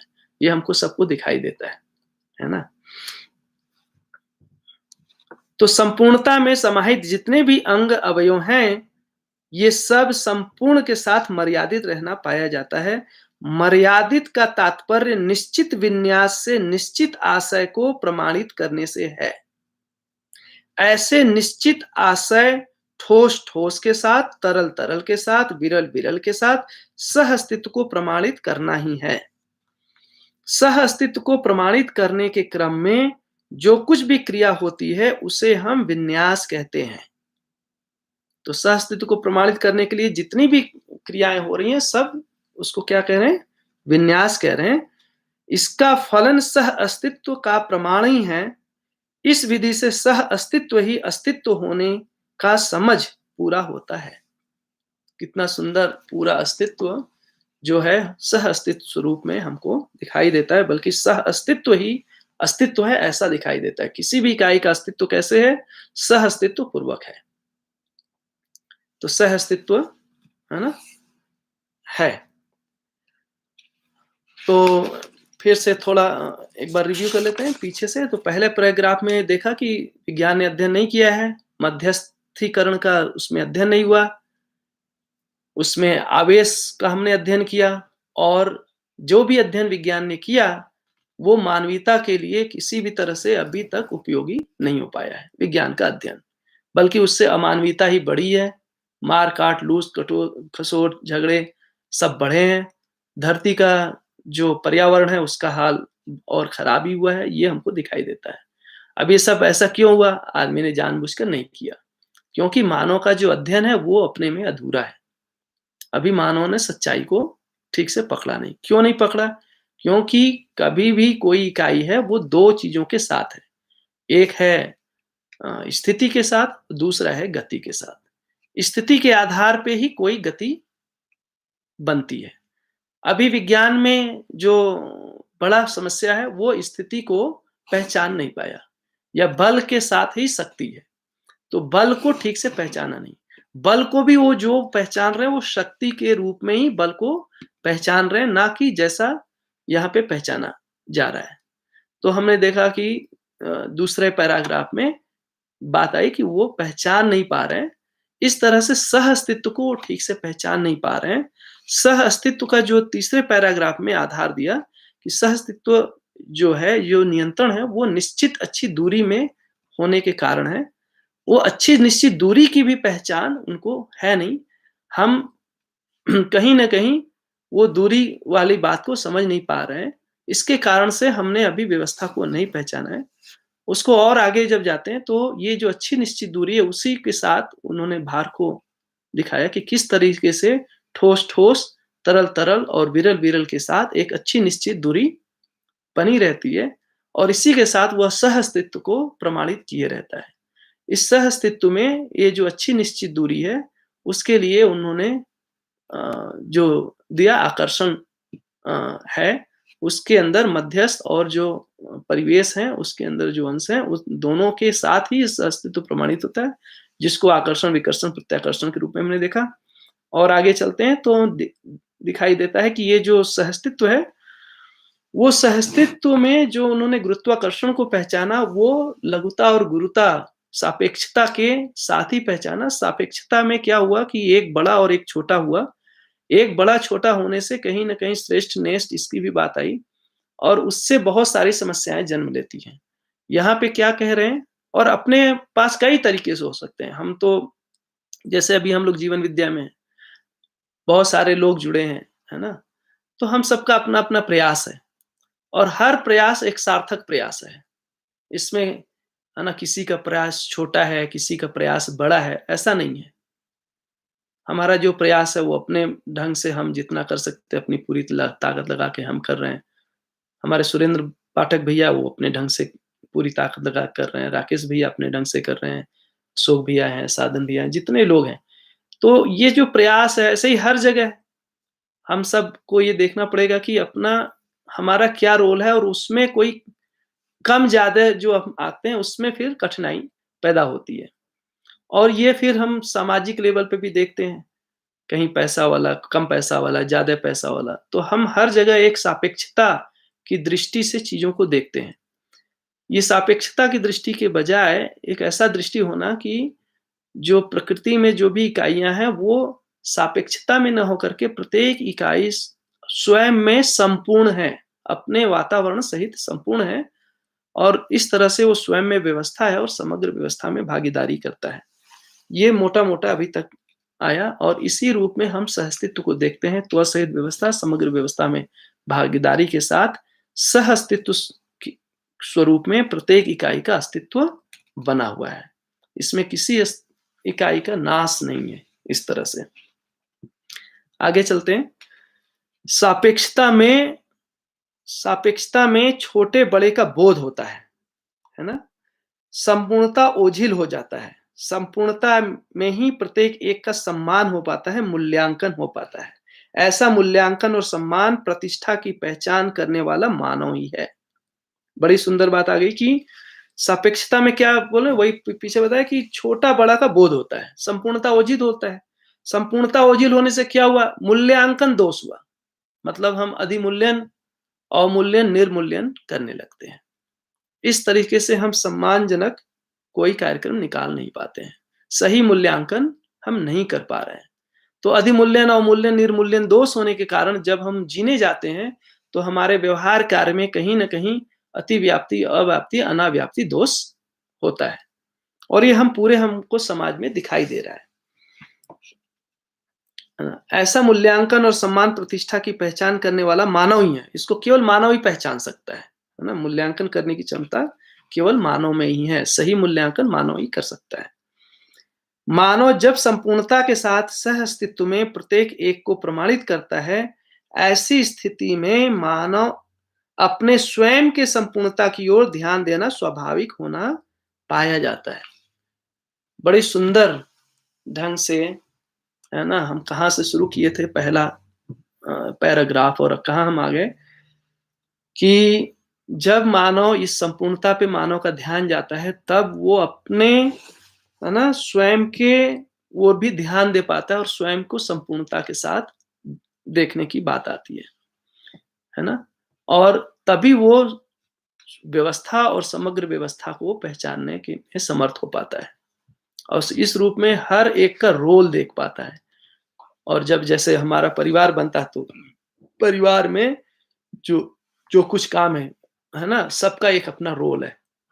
हमारा शरीर है, शरीर में बहुत सारे अंग-अवयव हैं, सबका एक अपना रोल है। कौन-सा अंग बहुत महत्वपूर्ण है और कम महत्वपूर्ण है, ऐसा नहीं है। हर एक का अपना एक रोल है, अपनी एक भूमिका है और उस भूमिका के साथ वो उसमें बना हुआ है। और सोशल एस्पेक्ट से देखेंगे तो इसको बहुत ही गहरे रूप में हम देखते हैं, जिस तरह से मार्क्सवाद आया या फेमिनिज्म अभी बहुत चल रहा है। इसमें हर जगह कहीं न कहीं हमने रोल को ठीक से पहचाना नहीं। महिला पीछे अगर हम जाते हैं, अगर सामाजिक परिप्रेक्ष्य में इसको देखते हैं, तो जिस तरह से महिलाएँ घर में काम करती हैं, तो घर के काम को उस तरह से कोई बहुत मतलब उसको महत्वपूर्ण नहीं माना गया। पैसा कमाने को महत्वपूर्ण माना गया, है ना? इसके आधार पे काफ़ी कम से कम मार्क्स और एंगल्स की किताबों में दिखता है कि किस तरह से परिवार रचना और उसके अंदर ये सारा झंझट दिखाई देता है। और अभी हमारे सामने दिखता है कि हमने जिसको बड़ा माना है, उसी की ओर से पूरी दुनिया भाग रही है ना? इसके कारण से बहुत सारा अंतर्विरोध बन के रखा हुआ है। तो ये जो छोटा-बड़ा को की बजाय हम जब हम संपूर्णता की ओर ध्यान जाते हैं, तो मानव में क्या संपूर्णता है, किस तरह से मानव संपूर्ण होता है ना? उसकी बात की ओर ध्यान दिला रहे हैं। इसके विपरीत सापेक्ष विधि से छोटे-बड़े की ओर ध्यान जाता है, स्वयं को बड़ा मानना एक आवश्यकता हो जाता है ना? इस क्रम में द्रोह-विद्रोह, शोषण, भूखमारी, तोपमारी सारे काम संपन्न होते हैं। बाबा जी की लैंग्वेज भी बहुत ज़बरदस्त है ना? तो इस तरह से क्या हुआ कि सापेक्षता में देखने से कारण क्या हुआ, हम द्रोह-विद्रोह, शोषण, भूखमारी, है ना, तोपमारी सारे काम करते हैं। मतलब शोषण, द्रोह, विद्रोह, है ना, गरीबी, युद्ध, ये सारे क्यों हो रहे हैं? उसी मानसिकता के कारण, उसी दृष्टि के कारण, जो हमारा मूल्यांकन में कमी है, उसके कारण ये सब हमको दिखाई दे रहा है। जिसके प्रति जब संवाद होता है, तब उसकी अनौचित्य को स्वीकार करते हैं और जब हम इसके बारे में बातचीत करते हैं, तो हम ये भी पाते हैं कि ये ठीक नहीं है, ये उचित नहीं है, ऐसा भी लगता है। और इस ढंग से मानव अंतर्विरोधी हो जाता है। इस तरह से मानव के अंदर अंतर्विरोध, हमारा जो सोचने का ढंग है वो छोटे-बड़े का है। उससे जो हुआ वो द्रोह-विद्रोह, शोषण, है ना, युद्ध, भूखमरी, इसको हमने देखा और जब हम बात करते हैं तो किसी मानव को स्वीकार नहीं है। इस तरह से मानव के अंदर अंतर्विरोध है कि हम ये सब चाहते नहीं हैं, लेकिन हमारा जो सोचने का ढंग है, ये उसको पैदा कर रहा है। तो मानव अंतर्विरोध में बना हुआ है और अंतर्विरोध में रहने के कारण दुखी है, परेशान है ना? इससे मुक्ति होने की बात बात कह रहे हैं। इस प्रकार की स्थिति को हम न घर की न घाट की भाषा से संबोधित करते हैं, है ना? आदमी का हुआ न घर का है न घाट का है। इसी से अनिश्चयतावाद तैयार होता है। फलतः मानव संपूर्ण प्रकार की कुंठा अथवा आवेश का शिकार हो जाता है, स्वभाव गति से दूर हो जाता है। फलस्वरूप असामाजिकता, अव्यवस्था हाथ आती है। व्यवस्था रूपी अप्रत्याशित घटनाएं घटित होती हैं। यह पूर्णतया मानव कुल के लिए अनावश्यक सिद्ध हुआ है। इसीलिए इसके विकल्प में स्वभावगति स्थिति निश्चयता के साथ निश्चित योजना सहित आशावादिता एवं प्रमाण संपन्न होना आवश्यक हो गया। यह सह अस्तित्व विधि से सर्व मानव के लिए समीचीन है। ठीक है, तो जो हमारे यहाँ अनिश्चयता है, अनसर्टेनिटी है, वो इसके कारण बना हुआ है और कह रहे हैं कि इस तरह से मानव स्वभाव गति में नहीं है बल्कि असामाजिक हुआ है, अव्यवस्था को जन्म दिया है। और यदि हमको उससे दूर होना है तो फिर हमको वास्तविकता को जैसा है वैसा देखना पड़ेगा। प्रत्येक इकाई स्वयं में व्यवस्था, समग्र व्यवस्था में भागीदार, प्रत्येक इकाई अपने वातावरण से ही संपूर्ण है। उस संपूर्णता के साथ देखने से क्या होता है, है ना, तभी हम यहाँ पे जो बात कह रहे हैं ये एक विकल्प के रूप में दे रहे हैं। अभी तक जैसा हम जिए हैं, जैसा हम सोचे हैं, जैसा हम किए हैं, उसका एक विकल्प है। और विकल्प किस स्वरूप में है? ये विकल्प जो है स्वभाव गति के लिए स्थिति निश्चयता, है ना, एक उसके अंदर निश्चित योजना, इस तरह से अभी है। आशावादिता एवं प्रमाण। अभी आदमी बिल्कुल निराश होके जी रहा है। आदमी से पूछो कि क्या धरती ठीक हो जाएगी, अधिकांश लोग विद्या को छोड़ देते हैं। तो अधिकांश लोग से उत्तर यही मिलता है कि कितना दिन धरती चलेगी इसको कह नहीं सकते हैं। उसका क्या प्रमाण है? अभी चंद्रमा पे और मार्स के ऊपर जाकर बसने की तैयारी। क्यों? क्योंकि आदमी ने धरती को नकार दिया है। धरती रहने के लिए बनी रहेगी ऐसा नहीं मानते हैं, है ना। तो इस तरह से हम बिल्कुल आसक्त हो चुके हैं। अगर आप पूछे समाज से कि क्या हर मानव अच्छे से जी सकता है, तो उत्तर मिलेगा कि हर मानव अच्छे से नहीं जी सकता है। मानव का मूल नेचर क्या है? तो मैं कि कुछ आदमी अच्छे होते हैं, कुछ आदमी बुरे भी होते हैं, है ना। लाभ क्या है? तो लाभ मानव का एक नेचर है, ऐसा मान के चल रहे हैं। तो इस रूप में हम बहुत गहरे से फंसे हुए हैं और ये जो विकल्प है वो हमको उससे बाहर निकालता है। हमारे अंदर एक आशावादिता का संचार, आशा का संचार करता है और इससे हम जो व्यवस्था है, जो सहअस्तित्व है, उसको हम प्रमाणित कर सकते हैं। मुख्य मुद्दा सहअस्तित्व प्रमाणित होना ही सूत्र है। यही मुख्य बात है। अल्टीमेट बात क्या है? पूरी समझने की बात क्या है? स्थिति गति को समझने से क्या होगा? बल और शक्ति को समझने से क्या होगा? अगर हम नहीं समझते हैं तो क्या होगा? बल शक्ति। यदि हम बल शक्ति नहीं समझते हैं, स्थिति गति को ठीक से नहीं समझते हैं, तो हम सह अस्तित्व को प्रमाणित नहीं कर सकते हैं। क्योंकि सह अस्तित्व में ये दोनों साथ में है। स्थिति के साथ ही गति है। कोई एक परमाणु का गठन है, उस गठन के साथ ही उसका आचरण है ना? ये महत्वपूर्ण बात है। तो स्थिति क्या है? जैसे 2 अंश का परमाणु, उसका 2 अंश का एक गठन है। ये गठन अपने में एक स्थिति है। उस गठन के आधार पे उसका एक गति है। गति का मतलब है आचरण। अगर वो गठन बदलता है तो उसका फिर आचरण दूसरा स्वरूप लेता है। ऐसे ही जब अगर हमको एक निश्चित आचरण करना है तो मानव के लिए भी एक निश्चित गठन है। वो गठन क्या है? पहला, परिवार का एक गठन। परिवार के गठन के साथ ही, है ना, हमारा आचरण कोई निश्चित होगा। क्योंकि यदि स्थिति नहीं है तो गति नहीं है। तो हम अकेले में अगर हम कोई कार्यक्रम करते हैं तो वो हम स्वभाव गति में नहीं रहते हैं, आवेशित गति में रहते हैं। क्यों आवेशित गति में रहते हैं? क्योंकि एक इकाई का अपना कोई निश्चित आचरण नहीं होता है। उस आचरण के लिए एक निश्चित गठन की जरूरत है। तो परिवार एक पहली जो परिवार गठन है, तो परिवार स्वयं में एक स्थिति है और उस परिवार रूपी गठन के अंदर ही हमारा एक कोई निश्चित आचरण हम मानव का दिखाई देता है। ठीक है। और उससे आगे जाएंगे तो उसके बाद का गठन है, परिवार समूह है, फिर गांव है, इस तरह से पूरे विश्व परिवार तक है। तो वहां भी हम एक गठन को देख सकते हैं, है ना। और उसी के अंदर फिर हम मानवीयतापूर्ण आचरण को देखते हैं। मानवीयतापूर्ण आचरण से जीते हुए हम सहअस्तित्व को प्रमाणित करते हैं। उस आचरण से ही हम त्वचा सहित व्यवस्था, समग्र व्यवस्था में भागीदारी करते हैं। तो इस तरह से मुख्य मुद्दा सहअस्तित्व को प्रमाणित होना है, यह सूत्र है। हर कार्य विन्यास, प्रवृत्ति, प्रयास, क्रिया, व्यवहार, फल, परिणाम के साथ ही सह अस्तित्व मूल्यांकित होना स्वाभाविक है, मूल्यांकन करने वाला मानव ही है। तो एकमात्र इकाई है जो सभी का मूल्यांकन, सभी चीज़ों का मूल्यांकन सही-सही कर सकता है, वो है मानव। ठीक है? सह अस्तित्ववादी अथवा सच्चाई विधि से मानव के प्रमाणित होने की दीर्घ काल से प्रतीक्षा रही है ना? सह अस्तित्ववादी अथवा सच्चाई विधि से मानव के प्रमाणित होने की दीर्घ काल से प्रतीक्षा रही है। यह प्रतीक्षा मानव में ही रही है। यह सार्थक होने के लिए सह अस्तित्ववादी क्रिया प्रणाली का अध्ययन मानव मानवत्व सहित व्यवहार में प्रमाणित होने के लिए पर्याप्त होना पाया गया। इसलिए उसका इसका उद्घाटन होना आवश्यक रहा। सह अस्तित्व ही परम सत्य है। तो यहाँ पे बात पूरी हो गई, है ना? थोड़ा मैं देख लेता हूँ।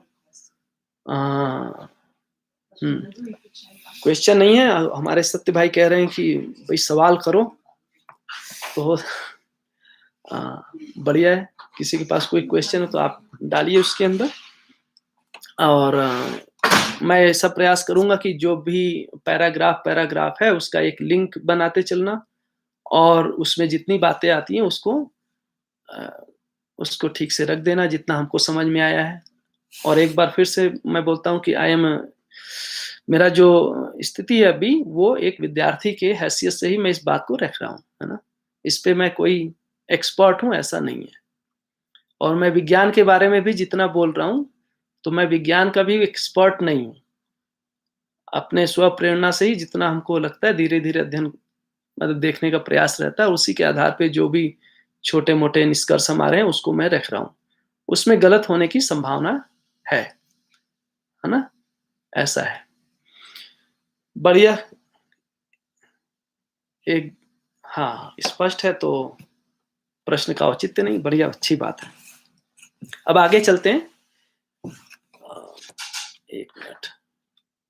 तो एक बार फिर से आपको साथ लिए चलता हूँ, अभी तक हम लोगों ने क्या किया, है ना? उसको आगे हम लोग ऐसे जोड़ते जाएँगे, क्योंकि हर पैराग्राफ दूसरे पैराग्राफ से जुड़ा हुआ है। तो पहला पैराग्राफ में हम लोगों ने देखा था कि विज्ञान ने जो भी अध्ययन किया बल और शक्ति के बारे में, उसको शुरू से ही जानने का प्रयास रहा, लेकिन उसको पूरी तरह से समझ नहीं पाया, है ना? आवेशित गति का अध्ययन किया, मध्यस्थ का अभाव मध्यस्थ जो बल है, मध्यस्थ शक्ति है, मध्यस्थ सत्ता है, मध्यस्थ जो मध्यस्थीकरण है उसको अध्ययन नहीं कर पाया।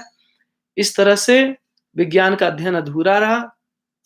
बाबा जी यहाँ पे क्या नई बात रहे हैं कि कह रहे हैं कि वो स्थिति गति के साथ अध्ययन कर रहे हैं, बल और शक्ति के साथ अध्ययन कर रहे हैं, इसके साथ जो मध्यस्थ है उसका अध्ययन कर रहे हैं। इससे क्या हुआ कि एक इकाई का स्वयं में व्यवस्था, समग्र व्यवस्था में भागीदारी का स्वरूप इस अध्ययन से स्पष्ट होता है ना? स्थिति गति का मतलब ये है स्वयं में व्यवस्था, समग्र व्यवस्था में भागीदारी, है ना? तो इस तरह से अध्ययन हुआ। उस अध्ययन के क्रम में बाबा जी ने क्या देखा कि उन्होंने पूरी बात को सहअस्तित्व सूत्र के साथ देखा, उसी के साथ उसको प्रमाणित करके देखा, है ना? पूरी बात सहअस्तित्व सूत्र में सूत्रित है, ऐसा उन्होंने देखा। ये दूसरी बात आई। उसी दूसरे पैराग्राफ में भार की बात आई थी। भार के स्वरूप में अभी तक जो हमारी मान्यता रही, किसको हम कह रहे हैं और यहाँ पे क्या करें, थोड़ा सा उसमें भी मौलिक अंतर है। और जो भार है वो आकर्षण से है, आकर्षण परस्परता से है, उसके पीछे का हम लोगों ने पूरा देखा। और ये जो भार के बाद हमने देखा कि वो भार क्यों है, सहअस्तित्व को प्रमाणित करने के लिए है। सहअस्तित्व किस तरह से बना हुआ है, तो सहअस्तित्व को देखने गए तो एक अच्छी सभी इकाइयां एक अच्छी निश्चित दूरी में है, चाहे परमाणु के अंदर हो या धरती सूरज के बीच में हो, धरती चंद्रमा के बीच में हो, इन सब जगह एक अच्छी निश्चित दूरी में रहते हुए व्यवस्था में है। चूंकि अच्छी निश्चित दूरी है, ये अच्छी निश्चित दूरी हमको किस रूप में है, तो उसके अंदर उन्होंने क्या देखा कि परमाणु के अंदर आकर्षण बल है, विकर्षण है, प्रत्याकर्षण है, इसके साथ ही वो अच्छी निश्चित दूरी बनाकर रखता है।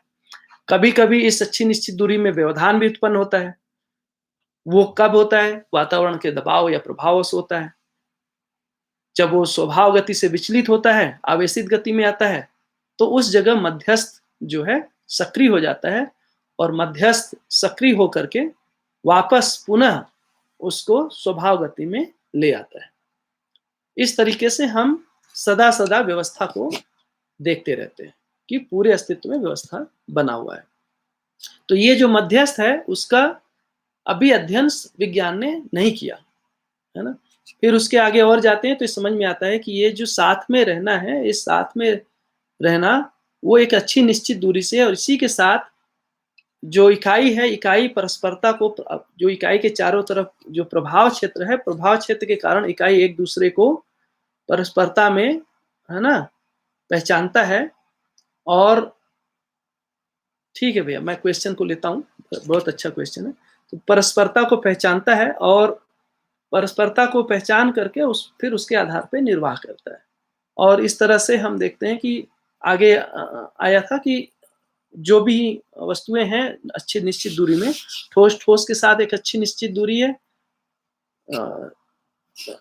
तरल तरल के साथ, विरल विरल के साथ एक अच्छी निश्चित दूरी है, और इसी के साथ जो धरती पे एक व्यवस्था उदय होती है। अभी तक हमने जो देखा वह पहचाना कैसे है, उसको हम गुरुत्वाकर्षण की विधि से पहचानते हैं। और जब हम गुरुत्वाकर्षण की विधि से पहचानते हैं तो कहीं ना कहीं उसके अंदर हम सापेक्षता को ला रहे हैं, और सापेक्षता लाने से हम किसी को छोटा किसी को बड़ा मानते हैं, और छोटा बड़ा मानने से फिर सारे मानों में द्रोह विद्रोह, शोषण, है ना, युद्ध, इन सारी चीजों को हम देखते हैं। क्यों?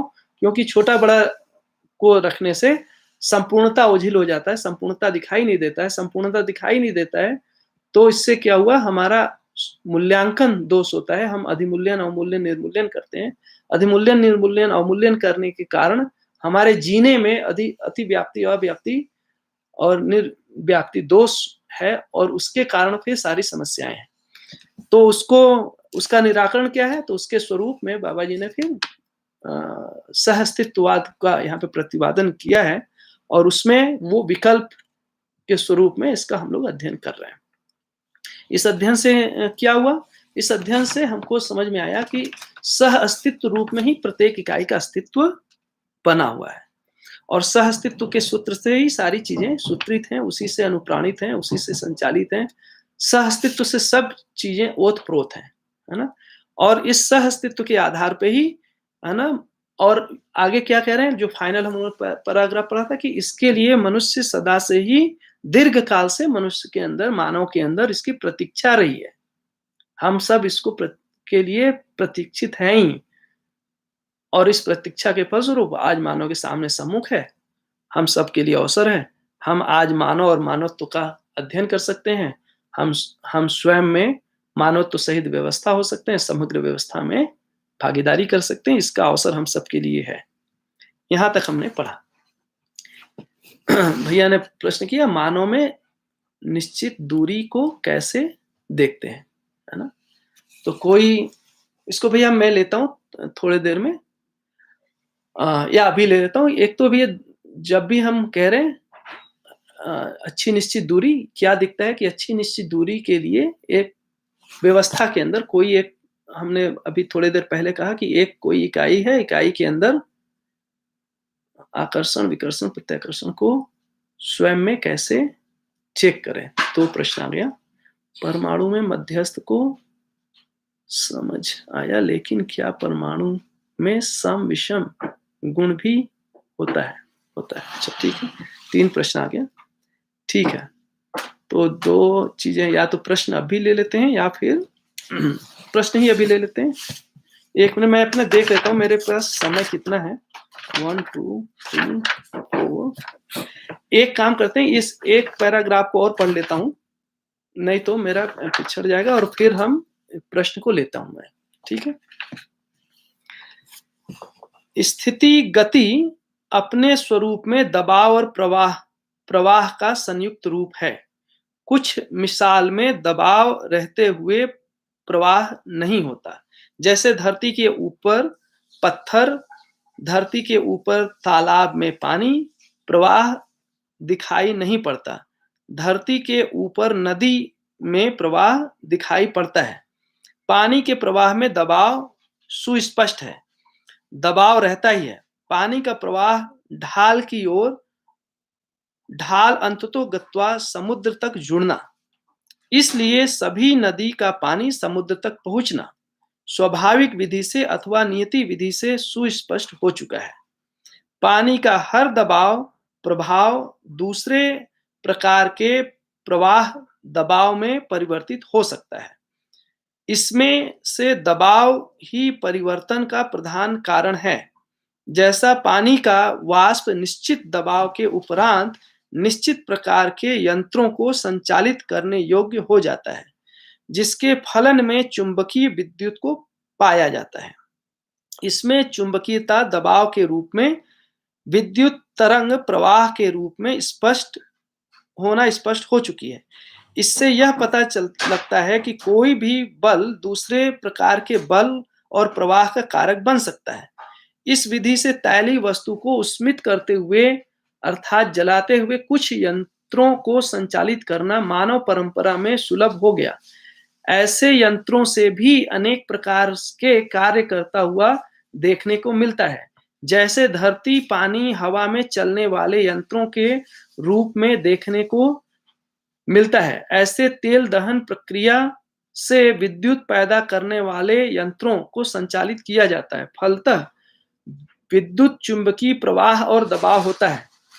इसी प्रकार विकरणीय द्रव्यों से भी ऊष्मा उद्गमन प्रक्रिया पूर्वक विद्युत प्रसारी यंत्रों को भी संचालित किया जाना मानव ने अभ्यास किया है। इनके विसर्जन अर्थात खनिज, कोयला, तेल और विकरणीय द्रव्यों का विसर्जन अथवा अवशेष प्रदूषण का कारण बन बैठा है। इस मुद्दे पर पहले अध्ययन कर चुके हैं। इसके विकल्प के संदर्भ में भी प्रस्ताव के रूप में पानी के प्रवाह बल की ओर ध्यानाकर्षण किया गया है। इसी के साथ हवा और समुद्री तरंग की ओर भी ध्यान जाना आवश्यक है।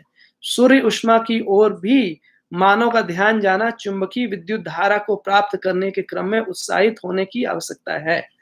तभी मानव का प्रदूषणकारी, नीति विरोधी, विकास विरोधी, जागृति विरोधी, मानव विरोधी, धरती के वातावरण विरोधी महा अपराध परंपरा से मुक्ति पाना संभव है। तो यहाँ पे क्वेश्चन मैं भी लेता हूँ थोड़ी देर में। यहाँ पे जो मुख्य बात है कि जो विद्युत है, जिस तरीके से अभी हमारे, एक तो दो बातें, एक तो हमको कितनी ऊर्जा चाहिए और हमारे जो जीने का स्टाइल बन गया है अभी, उसमें क्या हम जो तरीका है जीने का, उसमें हम क्या किसी भी विधि से उसको पूरा कर सकते हैं, ये एक बात है। मूल रूप से विद्युत क्या है इसमें, तो विद्या में जो विद्युत कहा जा रहा है वो जो हमने कहा कि इकाई है, इकाई के चारों तरफ उसका प्रभाव क्षेत्र है और उस प्रभाव क्षेत्र के बीच में, दो प्रभावों के बीच में जो इंटरैक्शन, उसके फलस्वरूप विद्युत है। विद्युत कैसे है कि दोनों इकाइयों के बीच में एक आकर्षण बल है। आकर्षण बल के कारण उसके अंदर एक चुंबकीय धारा बनी रहती है। जो मध्य रहता है वो मध्य घूर्णन गति करता है। घूर्णन गति करने के कारण एक तरह से वो डायनेमो जैसा काम करता है। ये जो चुंबकीय धारा बनी है ऑर्बिट और मध्य के मध्यांश के बीच में, ये चुंबकीय धारा लगातार विखंडित होती रहती है। इस विखंडन के फलस्वरूप विद्युत होता है और विद्युत जो है वो पुनः धारा में बदल जाता है। तो एक दूसरे का कन्वर्जन भी होता रहता है। ऐसे ही अगर हम धरती पे देखते हैं तो धरती पे भी वैसे ही एक चुंबकीय धारा बनी हुई है ना, और धरती के ऊपर भी ये चुंबकीय धारा को हम देख सकते हैं, ठीक है। और विद्युत का मूल स्वरूप यह है कि वो जो धारा है, चुंबकीय धारा, उससे हम काट करके या उसको विखंडित करके हम विद्युत को प्राप्त करते हैं। अब जो विधि है अभी तक हमने जो अपनाया वो है, एक तो परमाणु जो न्यूक्लियर फिशन फ्यूजन है उससे हम निकाल रहे हैं, कोयले से निकाल रहे हैं, है ना, खनिज तेल से निकाला। ये सब जो ईंधन के रूप में प्रयोग किया गया, उससे मानव काफी परेशानी में आया है। उसका विकल्प क्या दे रहे हैं बाबा जी, बहुत सुंदर विकल्प, वो है प्रवाह बल।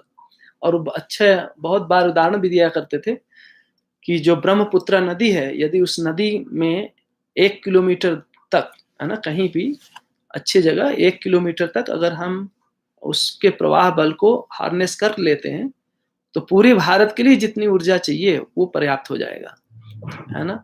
तो इस तरह से वो कई सारी मिसालें देते थे। और प्रवाह बल के साथ साथ वो कह रहे हैं कि जो समुद्री तरंग हैं और बाकी हैं, उसके साथ भी हम ऊर्जा को विद्युत को पा सकते हैं। ठीक है? और इस तरह से जो मानव विरोधी, है ना, प्रकृति विरोधी जो काम है उससे हम मुक्त मुक्त हो सकते हैं। इसमें एक जगह कह रहे हैं महाअपराध, जो सबसे बड़ा अपराध मानव ने किया है वो है परमाणु को तोड़ना। अभी के समय में जो सबसे क्लीन एनर्जी जिसको हम मानते हैं, वो है परमाणु में, जो परमाणु के विखंडन से, तोड़ने से जो ऊर्जा मिलती है, जो न्यूक्लियर फिशन फ्यूजन के कारण जो ऊर्जा मिलती है, उसको सबसे क्लीन एनर्जी मानने का प्रयास किया जा रहा है। जबकि उसको बाबा जी कहते हैं कि वो सबसे बड़ा अपराध है, क्योंकि परमाणु स्वयं एक व्यवस्था है और उस व्यवस्था में हस्तक्षेप करना, ये स्वयं में बहुत बड़ा अपराध है। यह यह अस्तित्व विधि से स्थिति गति को जांचने पर पता लगता है। जांचने का मतलब परीक्षण, निरीक्षण, सर्वेक्षण पूर्वक निश्चय करने से है कि सभी इकाइयों की स्थिति में बल, गति में शक्ति का प्रकाशन किए रहते हैं। ऐसी स्थिति छोटे से छोटे और बड़े से बड़े संपूर्ण इकाइयों में समान रूप से होना पाया जाता है। स्थिति गति संपन्न इकाई व्यवस्था व व्यवस्था में भागीदारी के रूप में होना पहले से स्पष्ट हो चुका है। स्थिति में बल संपन्नता का मतलब स्वयं में व्यवस्था का प्रमाण, गति में शक्ति का मतलब समग्र व्यवस्था में भागीदारी। तो स्थिति में बल का मतलब स्वयं में व्यवस्था होना और गति का मतलब है समग्र व्यवस्था में भागीदारी होना। मूलतः हर इकाई व्यापक वस्तु में संपृक्त रहने के फलस्वरूप ऊर्जा संपन्नता, बल संपन्नता होना ज्ञातव्य है। हर इकाई के मूल में परमाणु ही है। मुख्य बात यह है कि इकाई जहां से हम देख रहे हैं वो परमाणु देख रहे हैं, क्योंकि उसी जगह निश्चित आचरण हो रहा है। निश्चित आचरण का मतलब है कि इकाई स्वयं में व्यवस्था है और समग्र व्यवस्था में भागीदार है। जब हम अंश को देख रहे हैं तो उसमें निश्चित आचरण नहीं है, क्योंकि जो उसके अंदर घूर्णन गति है वो अपने में अनिश्चित है और उसका अपने में कोई व्यवस्था और समग्र व्यवस्था में भागीदारी स्वरूप नहीं होता है, जब तक कि वह किसी परमाणु के अंदर समाहित नहीं हो जाता है। जीवन परमाणु ही भौतिक रासायनिक जीवन क्रिया के रूप में कार्य करता हुआ स्पष्ट है। तो इस तरह से परमाणु के अंदर 3 तरह की क्रियाएं देख रहे हैं, भौतिक क्रिया, रासायनिक क्रिया और जीवन क्रिया। और इन्हीं 3 क्रियाओं के संयोग से चारों अवस्थाओं का प्रकटन है, जिसको हम पदार्थ अवस्था, प्राण अवस्था, जीव अवस्था और ज्ञान अवस्था कह रहे हैं। जीवन परमाणु अणु बंधन, भार बंधन से मुक्त तथा भ्रमवश आशा, विचार, इच्छा बंधन से युक्त रहते हैं। अन्य सभी परमाणु जो भौतिक रासायनिक क्रिया में भागीदारी करते हैं, वे सब अणु बंधन, भार बंधन से युक्त रहते हैं। ऐसे अणु बंधन, भार बंधन वश ही छोटी रचना बड़ी रचना के रूप में रचित होना पाया जाता है। सबसे छोटी रचना परमाणु है। परमाणु ही अणु और अणु रचित रचना के रूप में वैभव को प्रकट करते हैं। ऐसे वैभव के स्वरूप सहअस्तित्व सूत्र से ही अनुप्राणित रहता है। तो बड़े सुंदर आगे कि इसको हम देख सकते हैं कि जो जड़ परमाणु है उसके अंदर भार बंधन है ना, भार से अनुबंधित रहता है, इसके कारण एक दूसरे से जुड़ते हैं और जुड़ने से उसके अंदर एक अणु बंधन, मतलब परमाणु परमाणु मिलकर के अणु रचना, अणु अणु मिलकर के जो बड़ी रचना है उसको बनाते हैं। इस तरह से हम उसके अंदर अणु बंधन और भार बंधन को देखते हैं। जब जीवन परमाणु बनता है, मतलब जो विकास पूर्वक गठनशील परमाणु गठन पूर्णता को पाता है, उस समय वो वहां से वो गठन पूर्णता के साथ ही भार बंधन और अणु बंधन से मुक्त हो जाता है और आशा बंधन से युक्त हो जाता है, विचार बंधन से युक्त हो जाता है, इच्छा बंधन से युक्त हो जाता है। ऐसा यहाँ पे कह रहे हैं। ऐसे वैभव का स्वरूप सह अस्तित्व सूत्र से ही अनुप्राणित है। जैसा एक परमाणु में एक से अधिक अंश होना, एक अणु में एक से अधिक परमाणु होना, अणु रचना में एक से अधिक अणु होना, ये सब अपने आप में सह अस्तित्व सूत्र से अनुप्राणित रहने वाले प्रमाण हैं। रचनाओं में भौतिक रचना, रासायनिक रचना ही होते हैं। इन रचनाओं में एक दूसरे के लिए पूरक और उपयोगी होना सुस्पष्ट हो चुका है। इन सभी प्रजाति के अणु में स्थिति और गति दोनों की अभिव्यक्ति निरंतर वर्तमान रहती है। ये कभी रुकने वाला नहीं है। सदा सदा से ये क्रियाकलाप और प्रकाशन वर्तमान ही है। इसलिए मानव इन सब का अध्ययन करने योग्य इकाई के रूप में प्रस्तुत है। इसलिए स्वयं भी स्थिति में व्यवस्था, गति में समग्र व्यवस्था में भागीदारी को मानव को प्रमाणित करना है। तभी मनस्वस्थता का प्रमाण परंपरा में प्रस्तुत होता है। मनस्वस्थता के बिना मानव में सर्वतोमुखी समाधान होना संभव ही नहीं है। इसलिए मनस्वस्थता मानव के लिए अत्यावश्यक और परम आवश्यक उपलब्धि है। बड़ी सुंदर। तो इस तरह से दिखता है कि इसका जो अध्ययन, स्थिति और गति का अध्ययन है ना, कितना आवश्यक है। हम लोग जब बाबा जी से मिलते तो बाबा जी मिलते ही बोलते थे हरि हर, स्थिति गति। कभी भी वो स्थिति गति, जब भी है ना अभिवादन भी करते हैं तो स्थिति गति के साथ ही करते हैं। तो स्थिति का मतलब स्वयं में व्यवस्था है ना, बल का मतलब स्थिति क्रिया और शक्ति का मतलब गति क्रिया। यहाँ पे क्या बात कर रहे हैं कि जो पूरी बनावट है वो सह अस्तित्व के सूत्र से अनुप्राणित है ना, और सह अस्तित्व को प्रमाणित करने के अर्थ में ही सारी चीजें सजी हुई हैं। और यदि हम स्थिति गति का ठीक से अध्ययन नहीं करते हैं तो मानव स्वयं में व्यवस्था और समग्र व्यवस्था में भागीदार नहीं हो सकता है। और यदि ऐसा नहीं होता है तो मन स्वस्थता को प्रमाणित नहीं कर सकता है। हम सुख शांति संतोष आनंद को प्राप्त नहीं कर सकते। हम सर्वतोमुखी समाधान को प्रमाणित नहीं कर सकते हैं। तो सर्वतोमुखी समाधान का होना तभी संभव है यदि हमारा अध्ययन ठीक से होता है। और अध्ययन को ठीक करने के लिए हमको किसी भी क्रिया को, है ना, प्रकृति में जितनी क्रिया है वो स्थिति क्रिया और गति क्रिया दोनों के साथ करना है अध्ययन। ऐसे जीवन के अंदर है जो जब हम आस्वादन क्रिया की बात कर रहे हैं, तुलन क्रिया की बात कर रहे हैं, चिंतन या साक्षात्कार क्रिया की बात कर रहे हैं, बोध क्रिया की बात कर रहे हैं, अनुभव क्रिया की बात कर रहे हैं, है ना, तो ये स्थिति क्रिया है। और जब हम प्रमाण की बात कर रहे हैं, संकल्प की बात कर रहे हैं, चित्रण की बात कर रहे हैं और विश्लेषण की बात कर रहे हैं और चयन की बात कर रहे हैं, तो इसको हम गति क्रिया के रूप में पहचानते हैं। स्थिति और गति के साथ ही पूरी क्रिया है। और जो गति है वो स्थिति से ड्रिवेन है, स्थिति के अनुरूप गति है। गति का मतलब है आचरण, और वो आचरण कहाँ से निष्पन्न है? वो है स्थिति से निष्पन्न है। इसके बाद यहाँ पे रुकता हूं मैं और कुछ क्वेश्चन आंसर, 10 मिनट है, क्वेश्चन आंसर लेता हूं। तो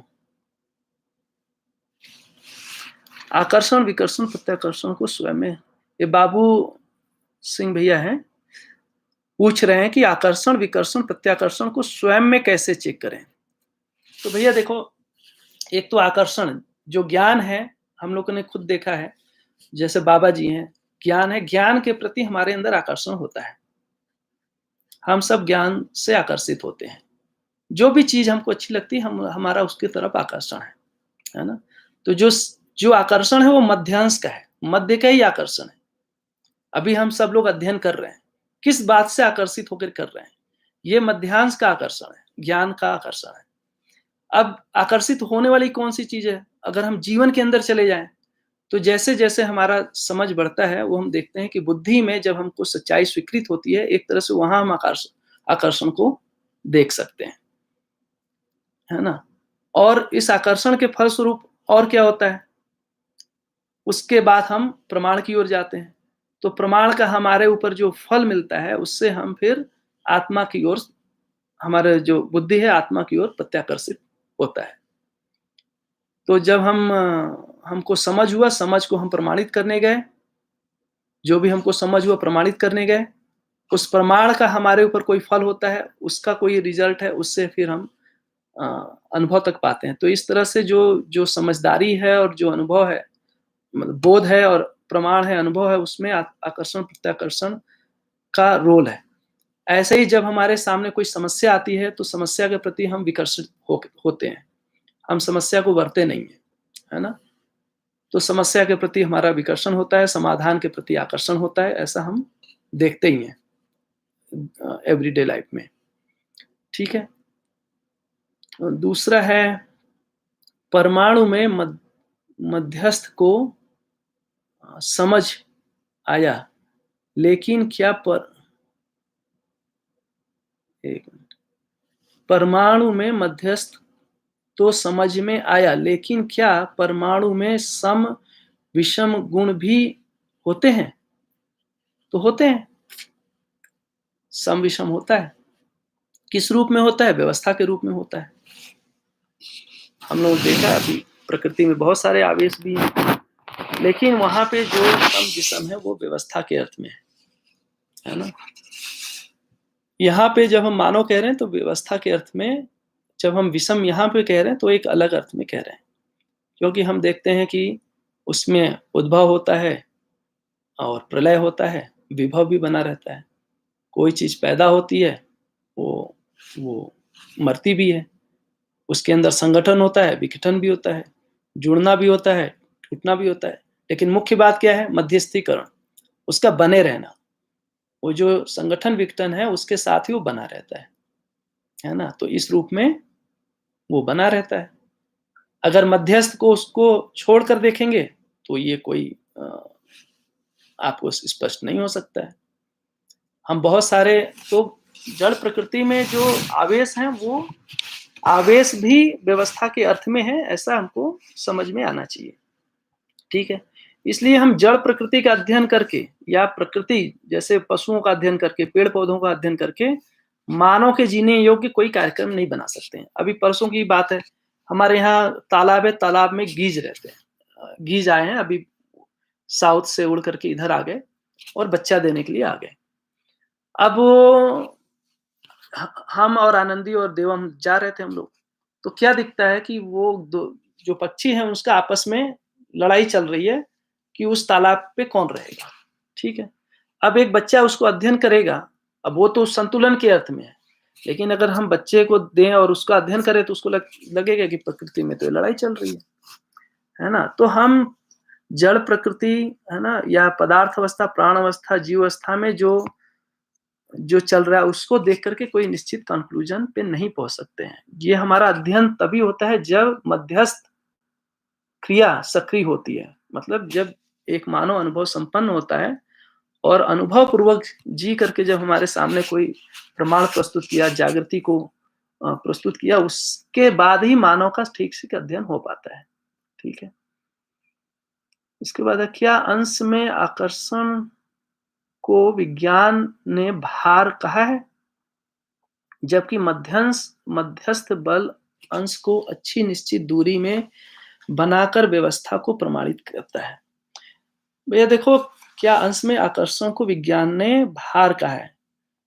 भैया एक तो जो विज्ञान की अवधारणा है, एक तो पहले बताऊं मेरा बहुत अध्ययन नहीं है विज्ञान का। जो छोटा अध्ययन उसके आधार पर बताता हूं कि विज्ञान अभी ये तय नहीं कर पाया कि जो पार्टिकल हैं, जो अंश हैं, वो अपने में अंश हैं, सॉलिड मतलब अंश हैं, या वो अंश भी एक दूसरे में कन्वर्जन होता रहता है। तो उनका बेसिक मानना है कि जो अंश है वो अंश भी होता है और वो मतलब पार्टिकल भी है और वो वेव भी बन जाता है।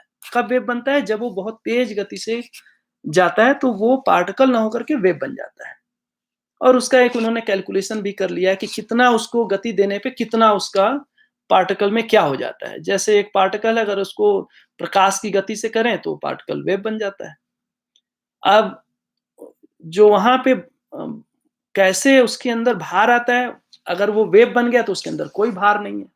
अब भार बनने के लिए क्या होता है कि वो फिर किसी दूसरे मीडियम में प्रवेश करता है, जिसको अभी 2012 में से ये बात ज़्यादा प्रचलित है कि वो एक हिग्स फील्ड है। तो हिग्स फील्ड के अंदर ही एंटर करते ही फिर वो अपने मास को पाता है ना? तो वहाँ से फिर भार को देख रहे हैं और वहाँ पे दूसरी जो बात कह रहे हैं कि जितने भी प्रभाव हैं, वो उस प्रभाव को किसी न किसी पार्टिकल के साथ वो जोड़कर देख रहे हैं। जैसे हम लोग यहाँ आकर्षण देख रहे हैं, तो वो आकर्षण केवल प्रभाव को देख रहे हैं। एक इकाई है, एक इकाई के चारों तरफ उसका प्रभाव क्षेत्र है, दूसरी इकाई है, दूसरी इकाई के चारों तरफ प्रभाव क्षेत्र है, दोनों इकाइयों का प्रभाव क्षेत्र के साथ एक दूसरे को पहचानते हैं, इससे उसके अंदर आकर्षण है। आकर्षण क्या है? केवल परस्परता में प्रभाव है, अपने में कोई पार्टिकल नहीं है। जबकि विज्ञान ऐसा नहीं देखता है। विज्ञान क्या देखता है? जो जैसे मान लो इलेक्ट्रोमैग्नेटिज्म जो चुंबकीयता है, उसके लिए कोई एक जिम्मेदार पार्टिकल है, तो इलेक्ट्रोमैग्नेटिज्म के लिए जो जिम्मेदार पार्टिकल है वो फोटॉन।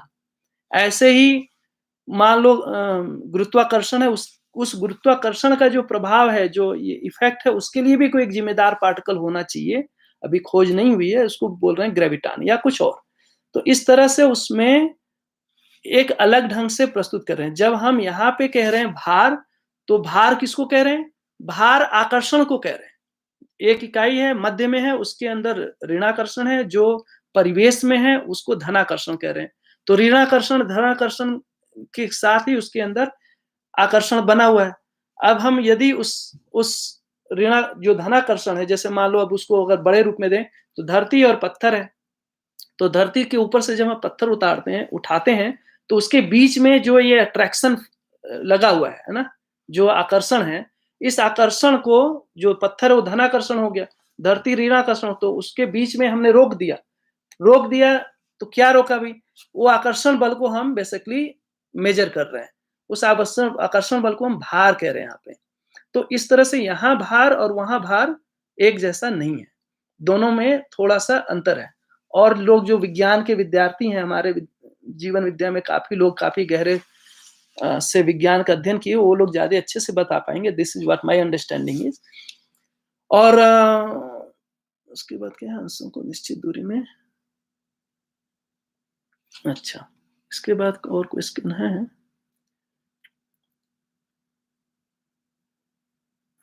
मानव में निश्चित दूरी को कैसे देखें? मानव में निश्चित दूरी को कैसे देखें? तो निश्चित दूरी का क्या मतलब है? ये हम लोगों ने देखा बहुत अच्छे से कि निश्चित दूरी से क्या हो रहा है? व्यवस्था में, कोई इकाई व्यवस्था में बनी है, वो एक अच्छी निश्चित दूरी के साथ ही व्यवस्था में बनी हुई है। अब हमारे पास क्या होता है? जब हम परिवार में जीते हैं, तो वहाँ पे एक एक बात आती है, आपने सुना होगा सामाजिक नियम, जिसको हम चरित्र के रूप में पहचानते हैं, है ना? तो सामाजिक नियम में क्या है? स्वपुरुष, स्वनारी, स्वधन, दयापूर्ण कार्य व्यवहार। अभी क्या हो रहा है समाज में? अच्छी निश्चित दूरी। एक आदमी है, किसी के साथ उसका विवाह हुआ है ना? वो उस एक निश्चित, तो पति-पत्नी के संबंध में एक अच्छी निश्चित दूरी है। माता और बेटे के बीच में एक अलग ढंग की एक अच्छी निश्चित दूरी है। पिता और पुत्र के साथ निश्चित दूरी है। सभी संबंधों में एक निश्चित दूरी है ना? अगर वो संबंध की दूरी को हम व्यवधान कर दें, मतलब जिसके साथ जो हमारी पत्नी है, उस दूरी में कोई और आ जाए, तो उसके कारण काफ़ी समस्या पैदा होती है। और ऐसा हम सामान्यतः देखते भी हैं। तो अच्छी निश्चित दूरी के में बने रहने के लिए जो नियम है उसका पालन करना, और उसकी शुरुआत अगर कहीं से होती है तो सामाजिक नियमों के पालन से होती है। और ये अच्छी निश्चित दूरी कहाँ प्रमाणित होती है? परिवार में ही प्रमाणित होती है।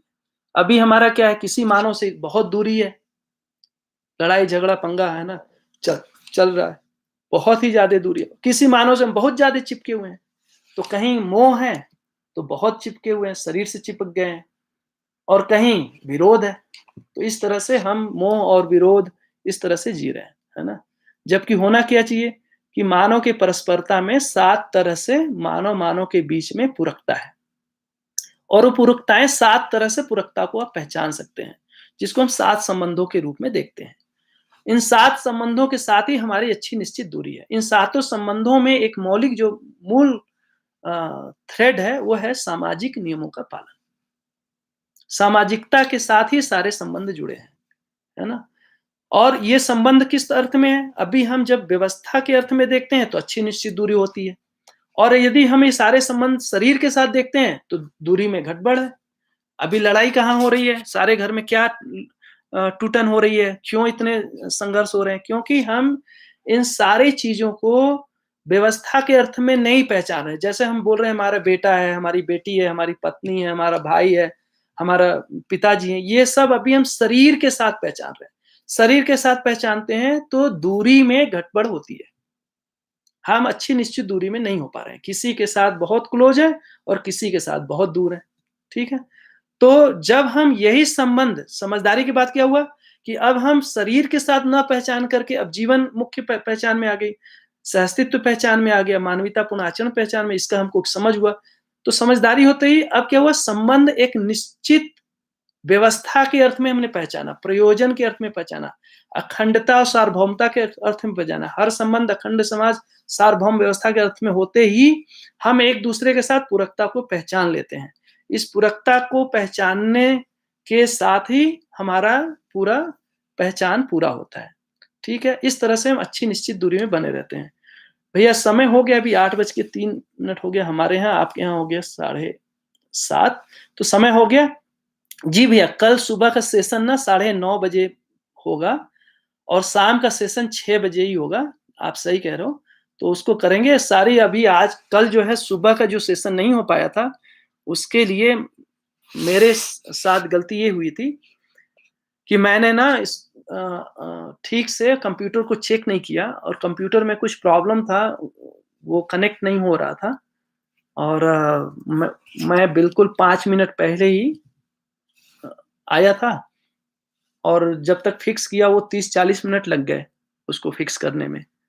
तो इसलिए सेशन को राकेश भैया ने कैंसल कर दिया था और उसके लिए मैं क्षमा भी चाहता हूँ आप लोगों से, आप हमको मालूम है। लेकिन आज का सत्र हमारे रात में और आपके सुबह 9:30 बजे होगा और दूसरा सत्र फिर मेरा 6 बजे शाम को होगा। और भी कोई क्वेश्चन है आप उस पे लिख दीजिएगा। अभी हम लोग को यहाँ पे रुकना पड़ेगा क्योंकि 8:04 हो रहे हैं। आप सभी को नमस्ते और फिर से मिलते हैं आपके सुबह 9:30 बजे और जो बाकी क्वेश्चन है वहाँ से हम ले सकते हैं। ठीक है? सभी को हरिहर, हरिहर, स्थिति गति उसको हमेशा याद रखना है। हरिहर, नमस्ते।